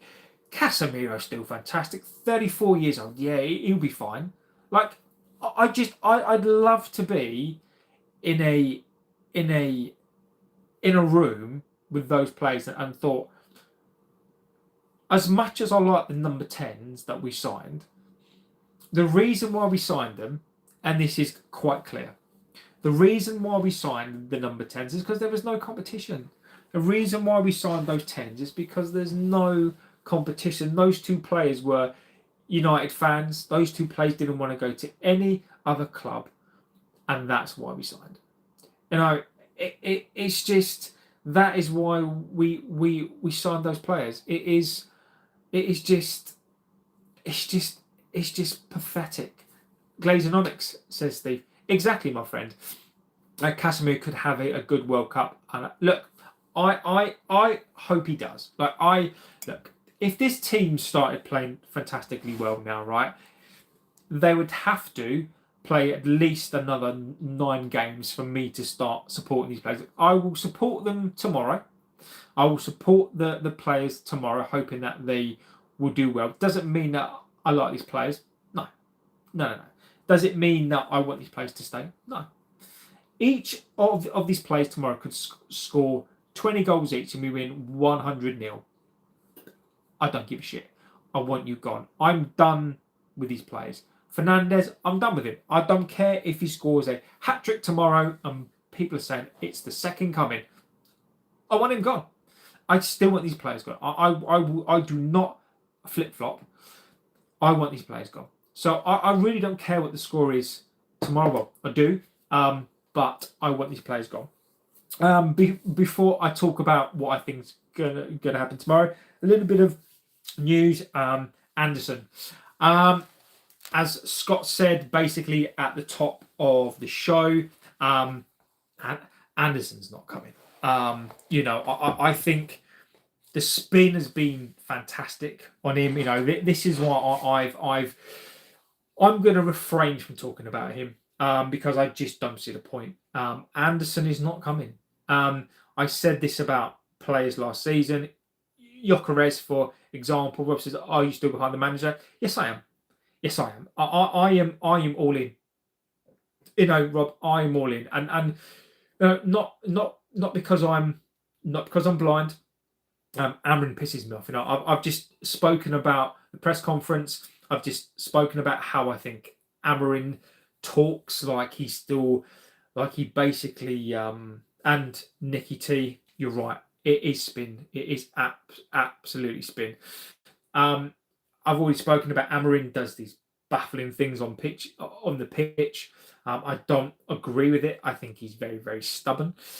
I think when he does the conferences now, I think he talks like he's still in charge of like a sport in Lisbon. He talks like a lower Premier League coach. He doesn't talk like an elite club. You know, he panders to these players a bit, but he's not had a fair crack of the whip. You know, I absolutely fully agree. If you're Amorin out, that's fine. I'm not. I'm in this for the long haul. I can see a journey. I want to give him time.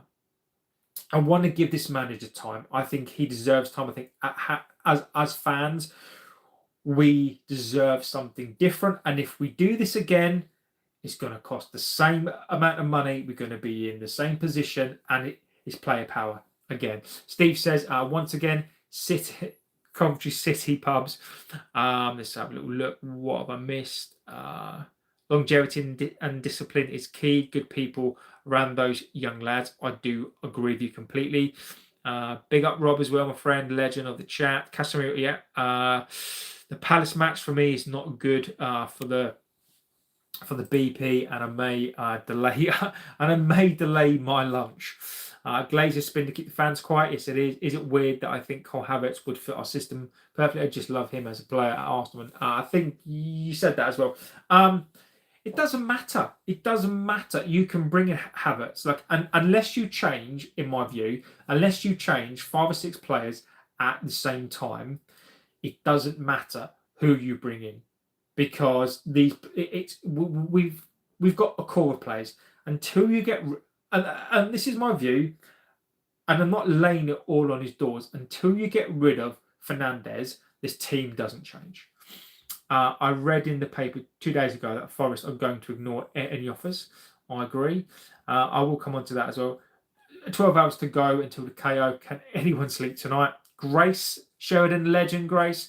Should we be a club that sacks the manager if we don't work out, or would you rather one manager project? Grace, we need to change, and I think we need a one guy.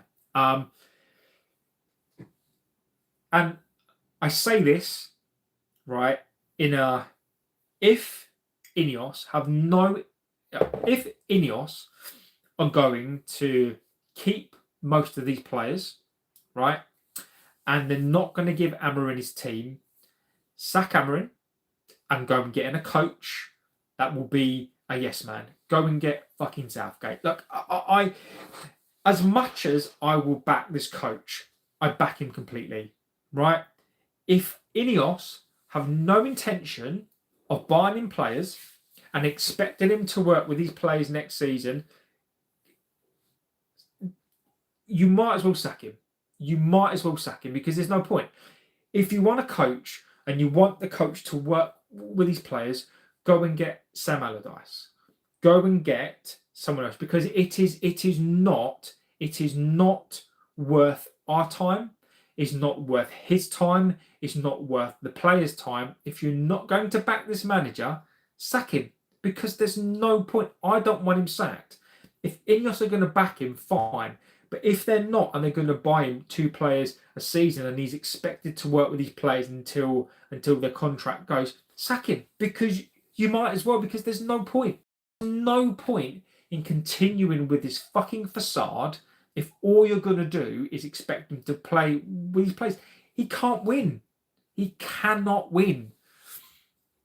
I'll come on to you in a second, Prince B, because I'll give you a couple of reasons.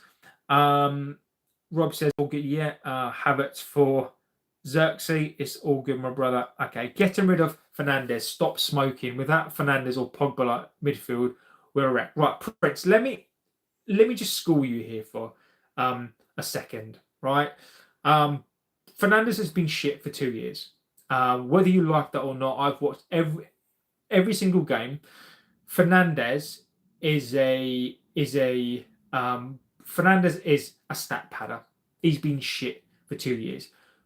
Fernandes was in the 7-0 loss. Your hero Fernandes was in the final last season where we could have gone into the Champions League, and what did he do? He disappeared. He did fuck all and disappeared, as he always does. This season, he's probably been at fault for 5 goals. He's played every single game. He's proceeded over this dog shit performances. Fernandes runs around like a headless chicken. He doesn't tackle. He's petulant. There was a case where there's a penalty this season where he missed because the referee stood on his foot and he couldn't let it go. I mean, the guy came out at half time and was still pissed off. He cannot lead this team. He has no idea against Spurs. There was an instance against Spurs, right, where he could have absolutely crunched the player. He didn't do it, right? He's been at fault for many, many goals. And I can forgive all of that. I can forgive every single thing if Bruno Fernandes did the simple things right. If he tackled, if he passed. I mean, the guy's still spraying 60-yard balls. I mean, you are fucking number 8. And he's spraying 60-yard balls, 30-yard balls, when he could just do a 2-yard pass. Bruno Fernandes is one of the biggest problems in this club. And when Fernandes goes and we replace him and we bring in some proper players, you will see the difference. I want Fernandes gone, and we've missed out on 100 million for this player. Paul McCartney, I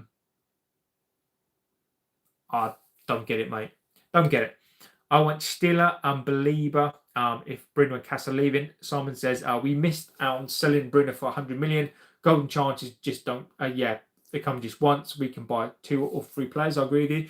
Steve says nothing has changed. New contracts for players who far outstayed their welcome, and those same players who drop their heads consistently. Steve, mate, you're right. What about Marcelo Bielsa? No, I'm glad we. Well, I say that if Ineos have no intention of buying Ruben, world-class players, I'd go and get Southgate. Go and get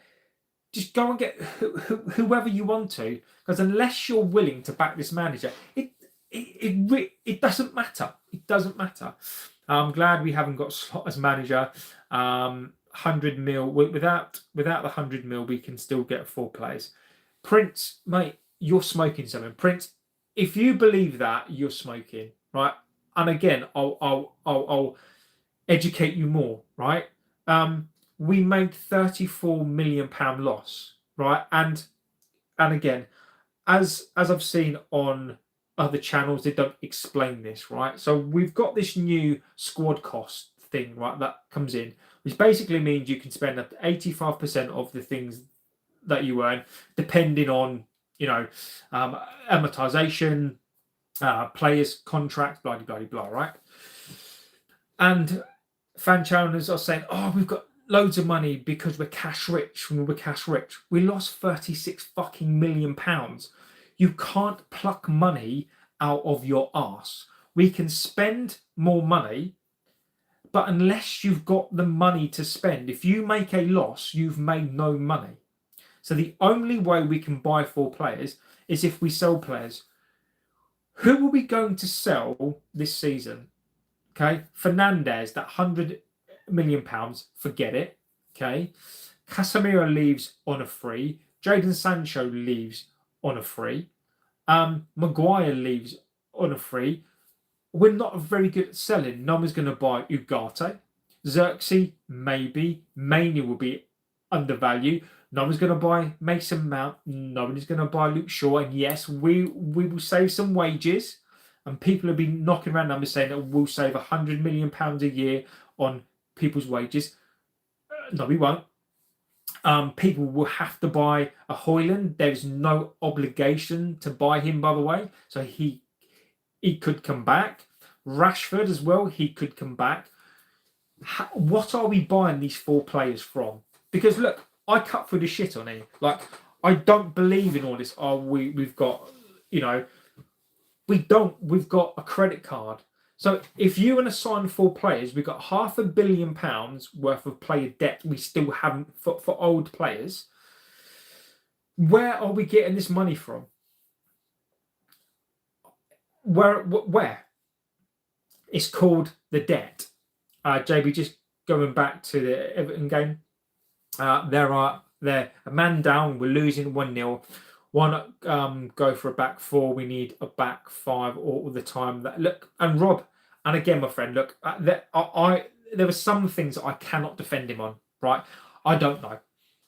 I would have gone to. I agree with you. I would have probably gone, maybe not to. I wouldn't have gone to a back four. I would have still kept the three, but I would have pushed another man forward. I probably would have got a defensive midfielder to sit in front of the back three, and then just told everybody else, get up there. I just don't get it, mate. Again, I do agree with you. He shouldn't have played the back five. I would probably have reverted to a back three and a defensive midfielder to sit there. But then I just would have gone, just, in fact, I probably would have tried to, but again, we can't. The problem is that we couldn't bring on another striker. Grace says, if fans don't want Dorgu or Delo, Maz taking up the wide because they aren't good, 1v1 as wing backs. If they never played 4-2-3-1 again, I don't want fans complaining that fullbacks they don't get forward. We play defensive fullback, says Grace. And Grace, I don't disagree with you. Who made us win the FA Cup final, Kobe or Fernandez? Kobe Mainu. Mate, FA Cup final was Kobe, right? Bruno Fernandes has been shit for 2 years. He's a stat padder. Look, Prince, that is your opinion. I will read your opinion out. I respect your opinion, right? That's your view. I disagree, right? I am of the opinion that Bruno Fernandes needs to go, right? You want him to stay. Look, that's fine by me. But look, you don't get £100 million offered. Look, Fernandes is going to be 31 years old. Fernandes is not going to get better. What are we going to do with Bruno Fernandes? He's 31 years old. What are we going to do with him? I can see De Ligt as a future captain. I agree with you. Bruno might as well be. Scott, I can't, mate. I can't do it. Bruno is getting a bit payday. But he has tried. No, look, look. My problem with Fernandes is this. I fully respect the things that he's done, right? And he's playing as an 8. That is not his fault. He's been asked to do it, and he's doing it. But my fundamental issue with Fernandes, he's not a captain. He's not tackling.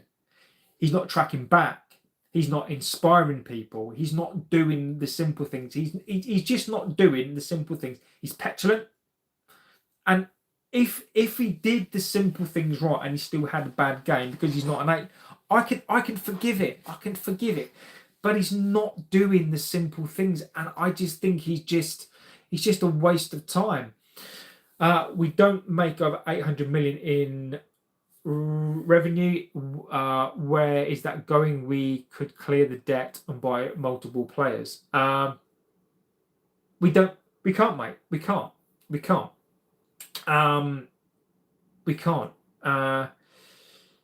Mate, we can't do it. The Glazers, look, the debt doesn't hit the income, right? So the debt is something else. But what does hit the revenue figure is the interest that we pay on the debt, right? So it's not, look, the debt is the debt. What hinders us with the debt is the repayments on that debt, right? The wage bill is astronomically high. So the debt cripples us on the basis that the amount of money that it costs to basically service the debt.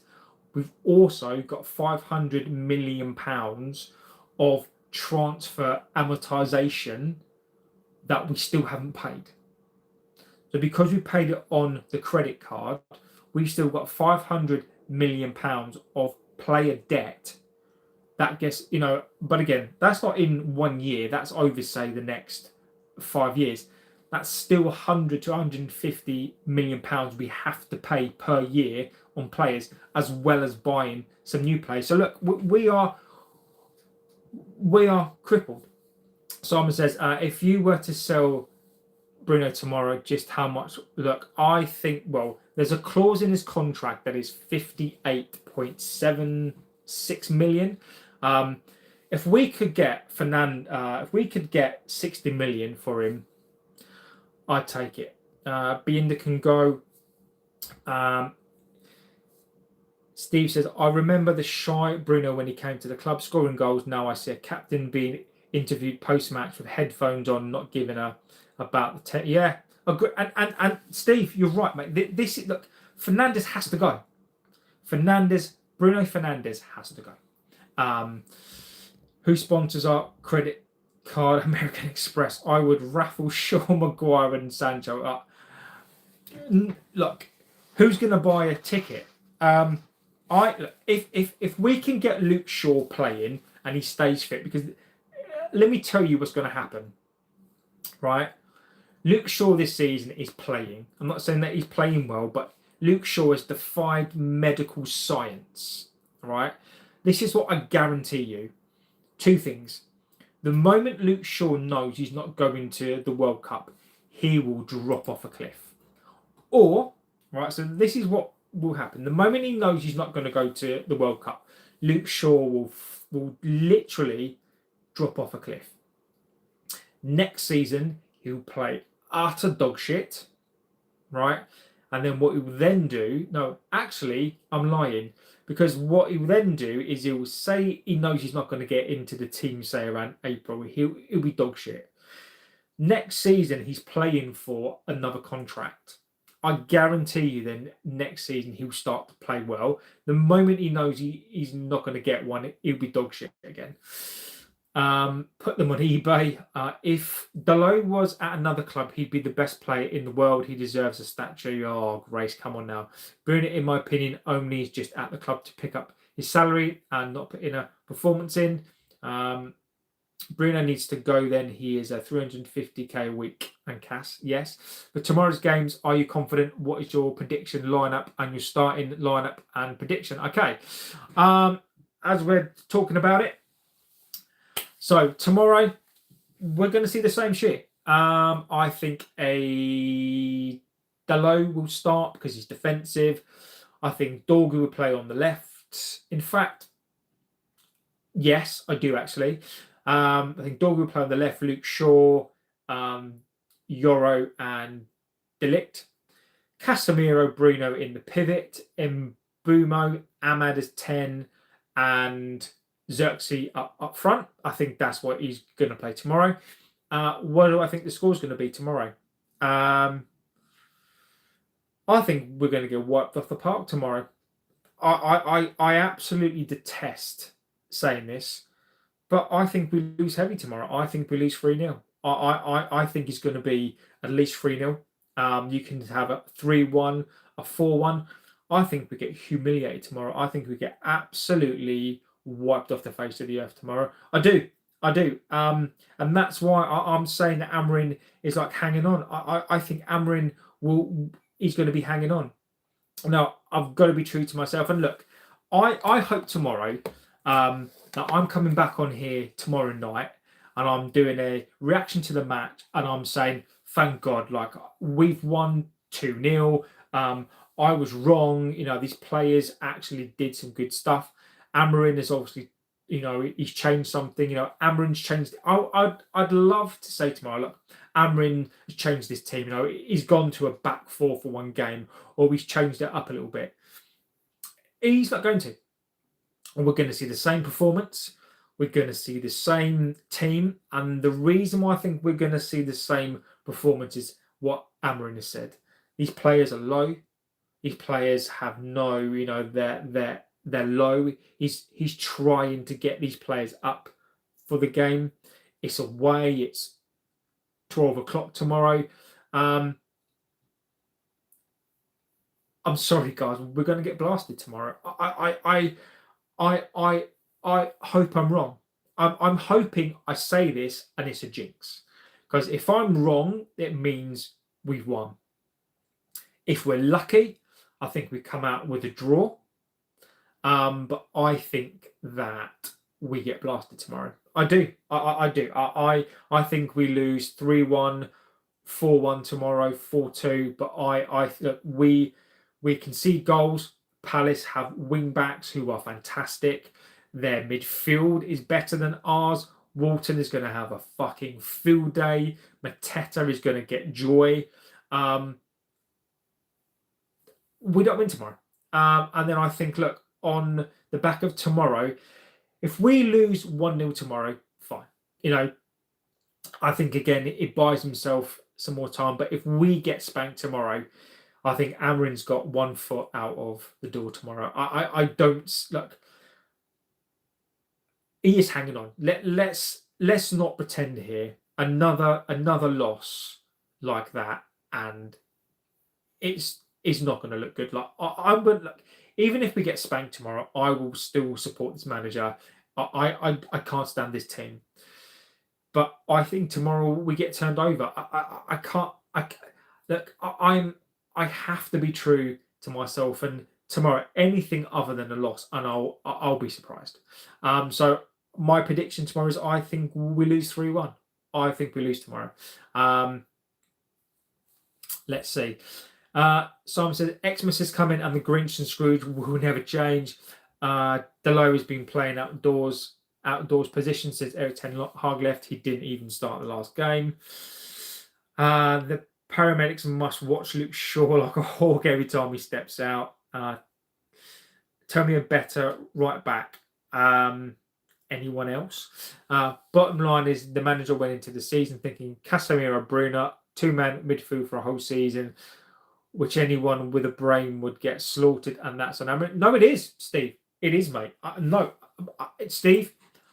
100%. Right. There are 2 things that I will say. Right, is that the decision to keep Bruno Fernandes he's going to have to live or die on that, and I've said that I think he'll die on that decision.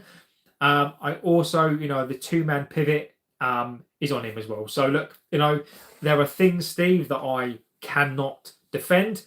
He's going to keep on playing it. So therefore, if he keeps on playing it, no matter what I think about these players, I also think that there are things that he does which baffles the hell out of me. He's going to have to live with it. He's now talking like a manager from a lower league club. He's going to live or die. We're going to, again, see, are these players, can they raise their game again? Can these players play? I think these players will play for themselves tomorrow. If these players win, I think they're going to win for themselves. Don't be fooled. Don't be fooled by these players. They're not going to play for the fans. We need people to stand up and be counted. So for me now, it's about keeping players, right? So whatever players play well between now and the end of the season, those are the ones that I think that we should keep. But look, I think tomorrow is going to be a difficult watch tomorrow. Sure, you're not going to make the World Cup. Exactly. Palace will do a number on us. Dino legend, Trent, Hernandez, Kimmich, Mendes will better. Don't forget we have better goalie now. He won't start Xerxes. He will start Mount. Gaffer is not done. The problem, Prince, the problem here is, mate, Mason Mount's not fit, mate.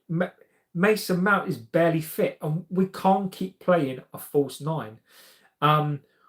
We've got no Cunha. So, Prince, we've got no Cunha. We've got no Shesko.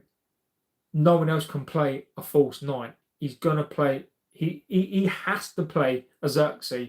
He's got to. Mason Mount is not a false 9 either. Ahmad is not. Ahmad may play on the right. If Mason Mount can play, maybe Mason Mount plays. Xerxes is going to play tomorrow. Who do you think? Who to go?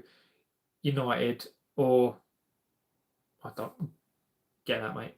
My predictions: Payne, I agree. JB, I think we get hammered tomorrow. I'm not confident at all.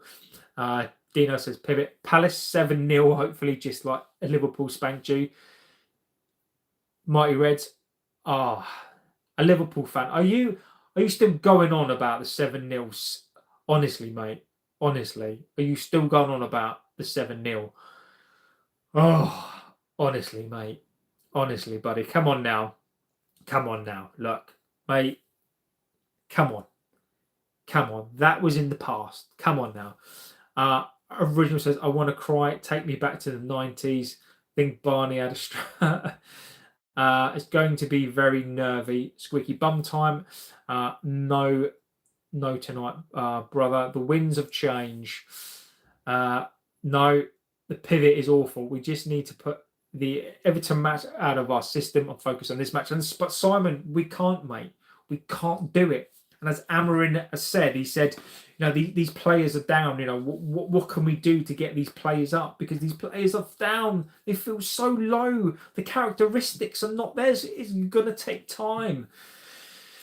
It's ridiculous. I don't care about a win, but I don't think in our state we can lose to Prince, Matt. Look, Prince, I am with you, mate. We can't afford to lose. If we lose tomorrow, top 4, forget about it. Top 4, forget about it.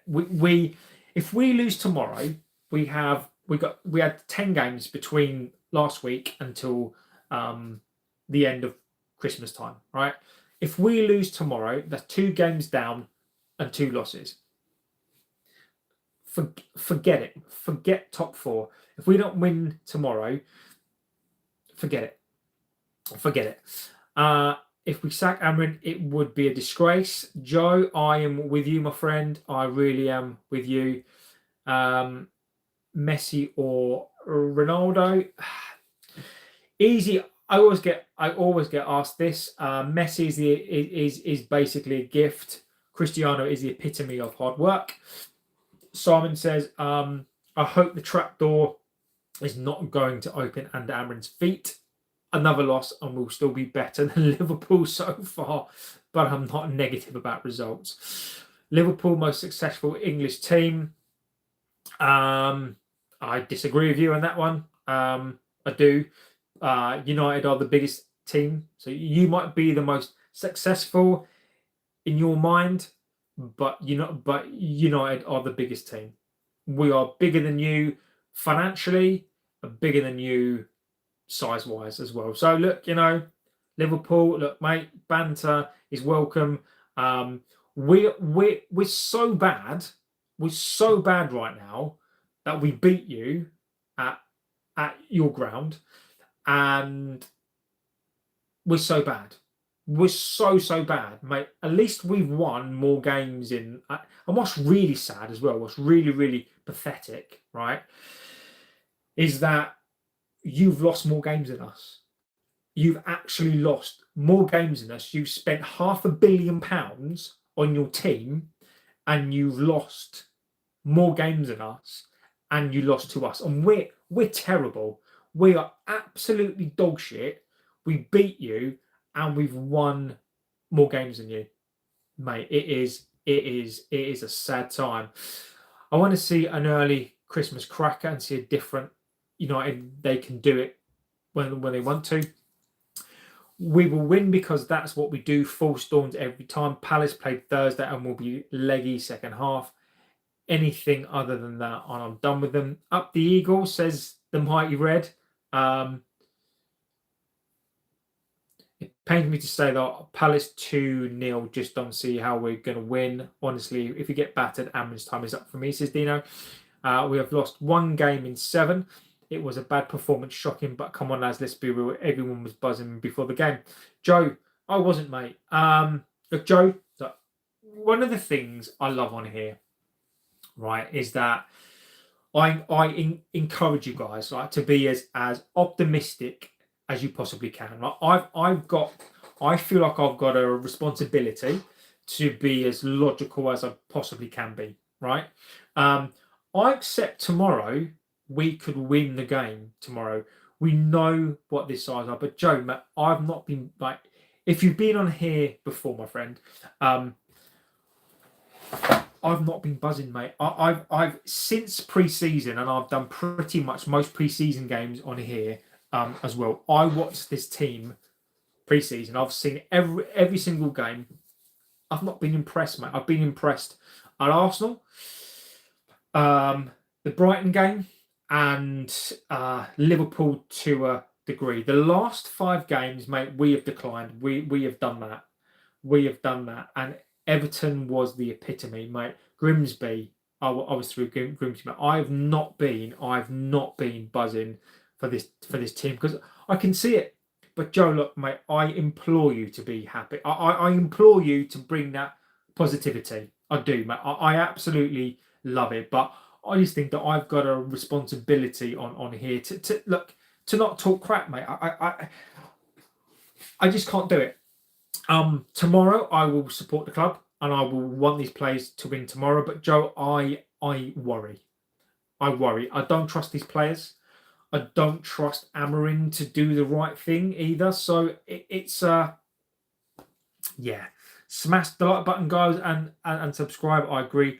Mount is like Ericsson in Bumo can play striker. Let's see. We will win tomorrow. Look, Joe, mate. I look.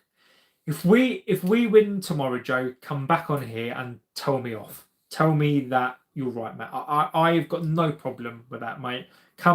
Look, Joe. If we win tomorrow, please come back on here and gloat. Tell me that I was wrong. What an idiot for doubting this team, mate. I will applaud it, my friend. Time to drop that 7-0 win. It's ancient history and focus. I have positive feelings about tomorrow, but I don't have TNT to watch. They have no presence, Simon. Our youth team recently hammered. Yeah, I saw that. 7-0 will never be forgotten. Mate, look, the funny thing is, you can keep banging on, right? You won 7-0. But what did you get for 7-0? Did you win a league? Nope. So you got 7-0. That's great, fantastic. What did you get for 7-0? You got 3 points. Did you win a league that season? Nope. How many leagues have you won in 35 years? You've won 2 leagues in 35 years. Mate, you can have your 7-0 and you can stick it up your ass, mate. Yeah. 7-0, mate. I don't really know what you want me to do with it. I know what I want you to do with it. We have to score first. Knowing us, we could be 1-0 up at half time. Palace go down to 10 men and still lose. Go back to your binge. Only one club is bigger than us is Madrid. Yeah. Come back tomorrow and Slot gets sacked. Under Fergie, we won. We won more than 30 trophies during his tenure. Liverpool can't even under 2-3 managers. Jay, Amorin is clueless, getting sacked, just a matter of time. Look, mate. Look, people's opinions tonight is important. You know, like I don't share it, but I do get it.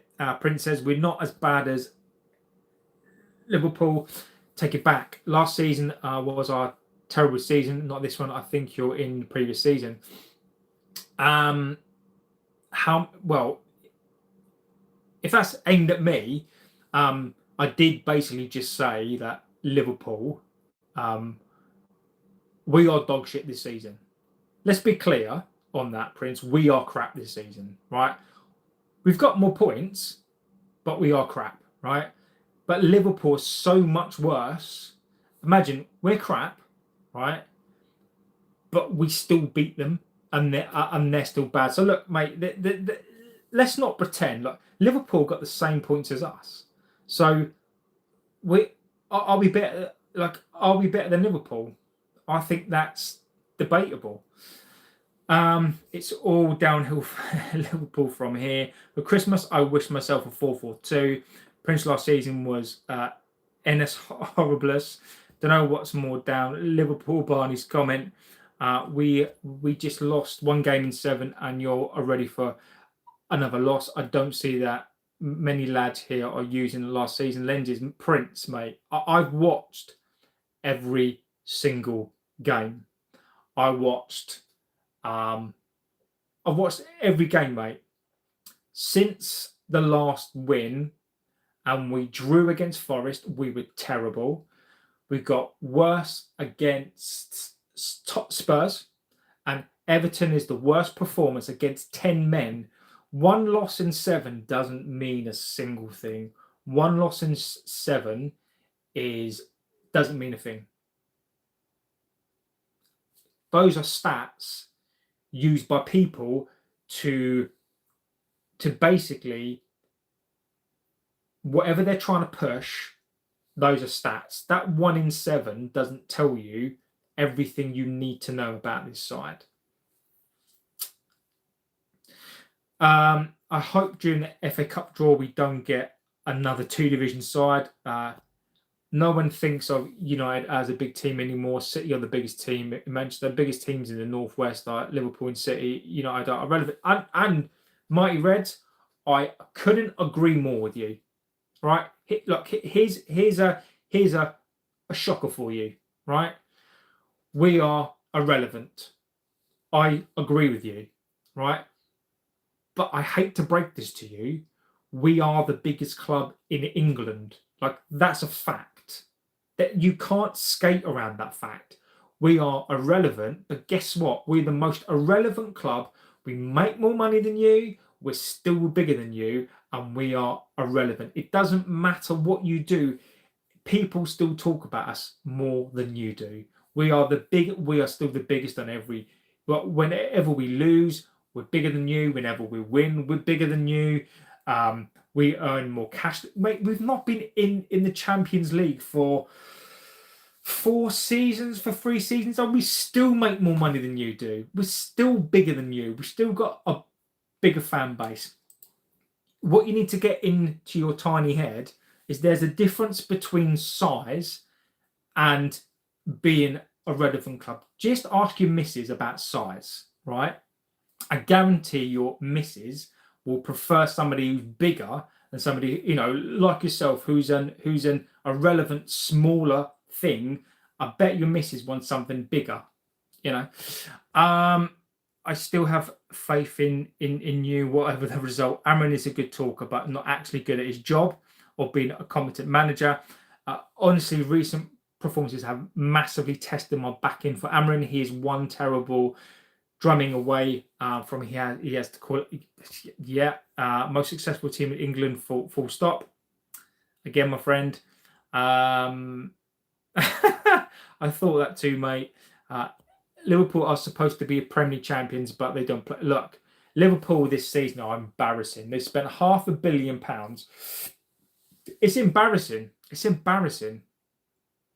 Funny. Scott, you always make me laugh.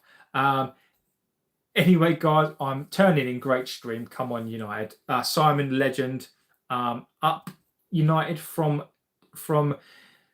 Nigeria. Hello, my friend. Everton beat you at 10 men and got beat by Newcastle 4-1. Mate, you got slammed by PSV. You got slammed at home by PSV. You got slammed at home by a Dutch team 4-1.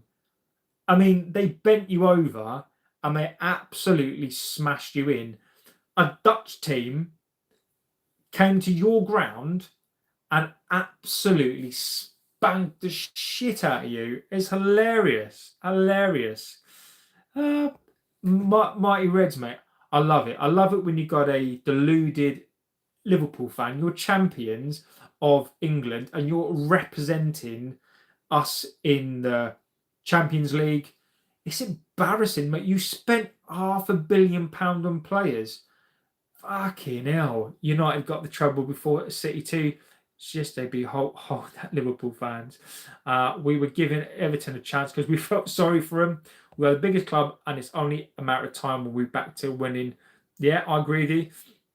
Embarrassing. Yeah, mate, whatever.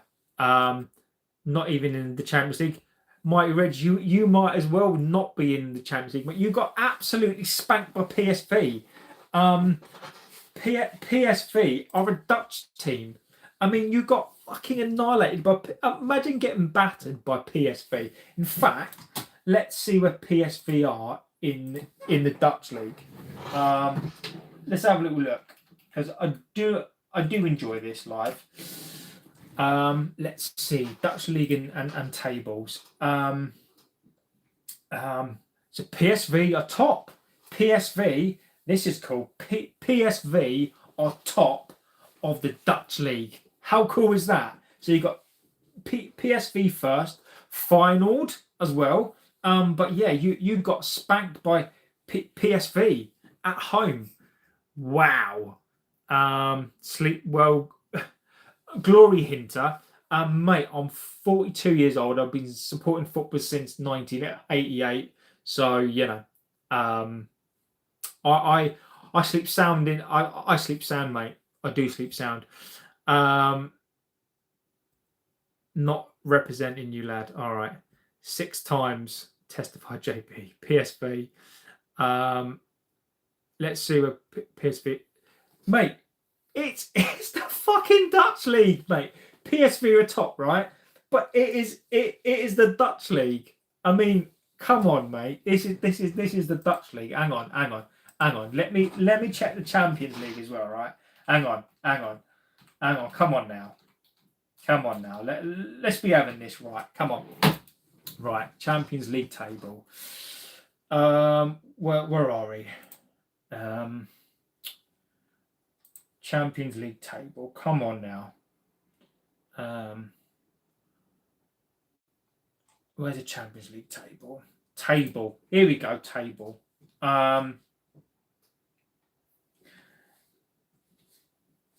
Let's have a little look. Liverpool have got, they got 9 points. That's not bad. That's all right. You're only 13th. You're 13th in the Champions League, and you are in the Premier League. Where are you in the Premier League? You're in the Premier League. You are 13th. You're 13th in the Premier League, and you're 13th in the Champions League. You've lost 6. We've lost 4. You've scored 18. We've scored 19. You've conceded 20. We've conceded 19. Yeah. So pretty much what we're saying here is you're equally as shit as us. You are. Yeah. So look, mate, I don't know what to say. It's interesting, mate. It is interesting. So look, guys, I am going to go. Match tomorrow. I'm not going to do a watch along tomorrow because I'm not here. I'm going to watch the match. JB, say it again. It sounds so good. I love it. Look, Mighty Reds, mate. I love the banter, mate. It's all good. It's all good, my friend. Slot getting sacked in the morning. Slot's getting sacked in the morning. Look, Mighty Reds. If you've been here before, mate, I genuinely do say decent things about Liverpool. I do. But again, look, we don't mind the banter, mate. It's that look. Banter, look, your banter is respectful, so you know it is it's all good here, my friend. But look, Liverpool, let's see tomorrow if Liverpool can win, or are they playing Monday? Let's see if Liverpool can win. United, let's see if they can win. But yeah, early kickoff tomorrow. I won't be doing a watch along tomorrow just because I'm out and about tomorrow. I am going to watch the game. I will watch the game tomorrow, and then I will do my match reaction probably later on tomorrow. So yeah, let's see. So look, guys, I'm going to go. Fantastic show as always. Thank you so much for being here. Appreciate the banter as well. You know, it's all in good spirit. Let's put you in. No, look, mate, I'm not here tomorrow. Nothing I can do. if plans change, then I'll do one, but I don't think they are going to change. So look, I will be back tomorrow at some point. I'll do a match reaction tomorrow. Let's see what we get tomorrow, guys. So look, I'll be back tomorrow. Have a good rest of your morning, afternoon, evening, wherever you are in the world. Guys, you are legends of the chat. Even Liverpool fans as well. Like when you come on here and you give us the banter, I love it, my friend. So look, Tulip plays just come on at the very end, but look, Tulip, legend as well of the chat. I will be back tomorrow. There's a slim chance I'll do a watch along tomorrow. Spurs did lose as well. If I do a watch along tomorrow, it will be lastminute.com, but we'll see what's going to happen. So yeah, look, guys, legendary. I love this channel. You guys are fantastic. I'll be back tomorrow. Yeah, United, come on for everything that I say. At the end of the day, come on, United. We can do it tomorrow. So look, I'll be back tomorrow. Pivot over and out. And see you tomorrow. Take care, all.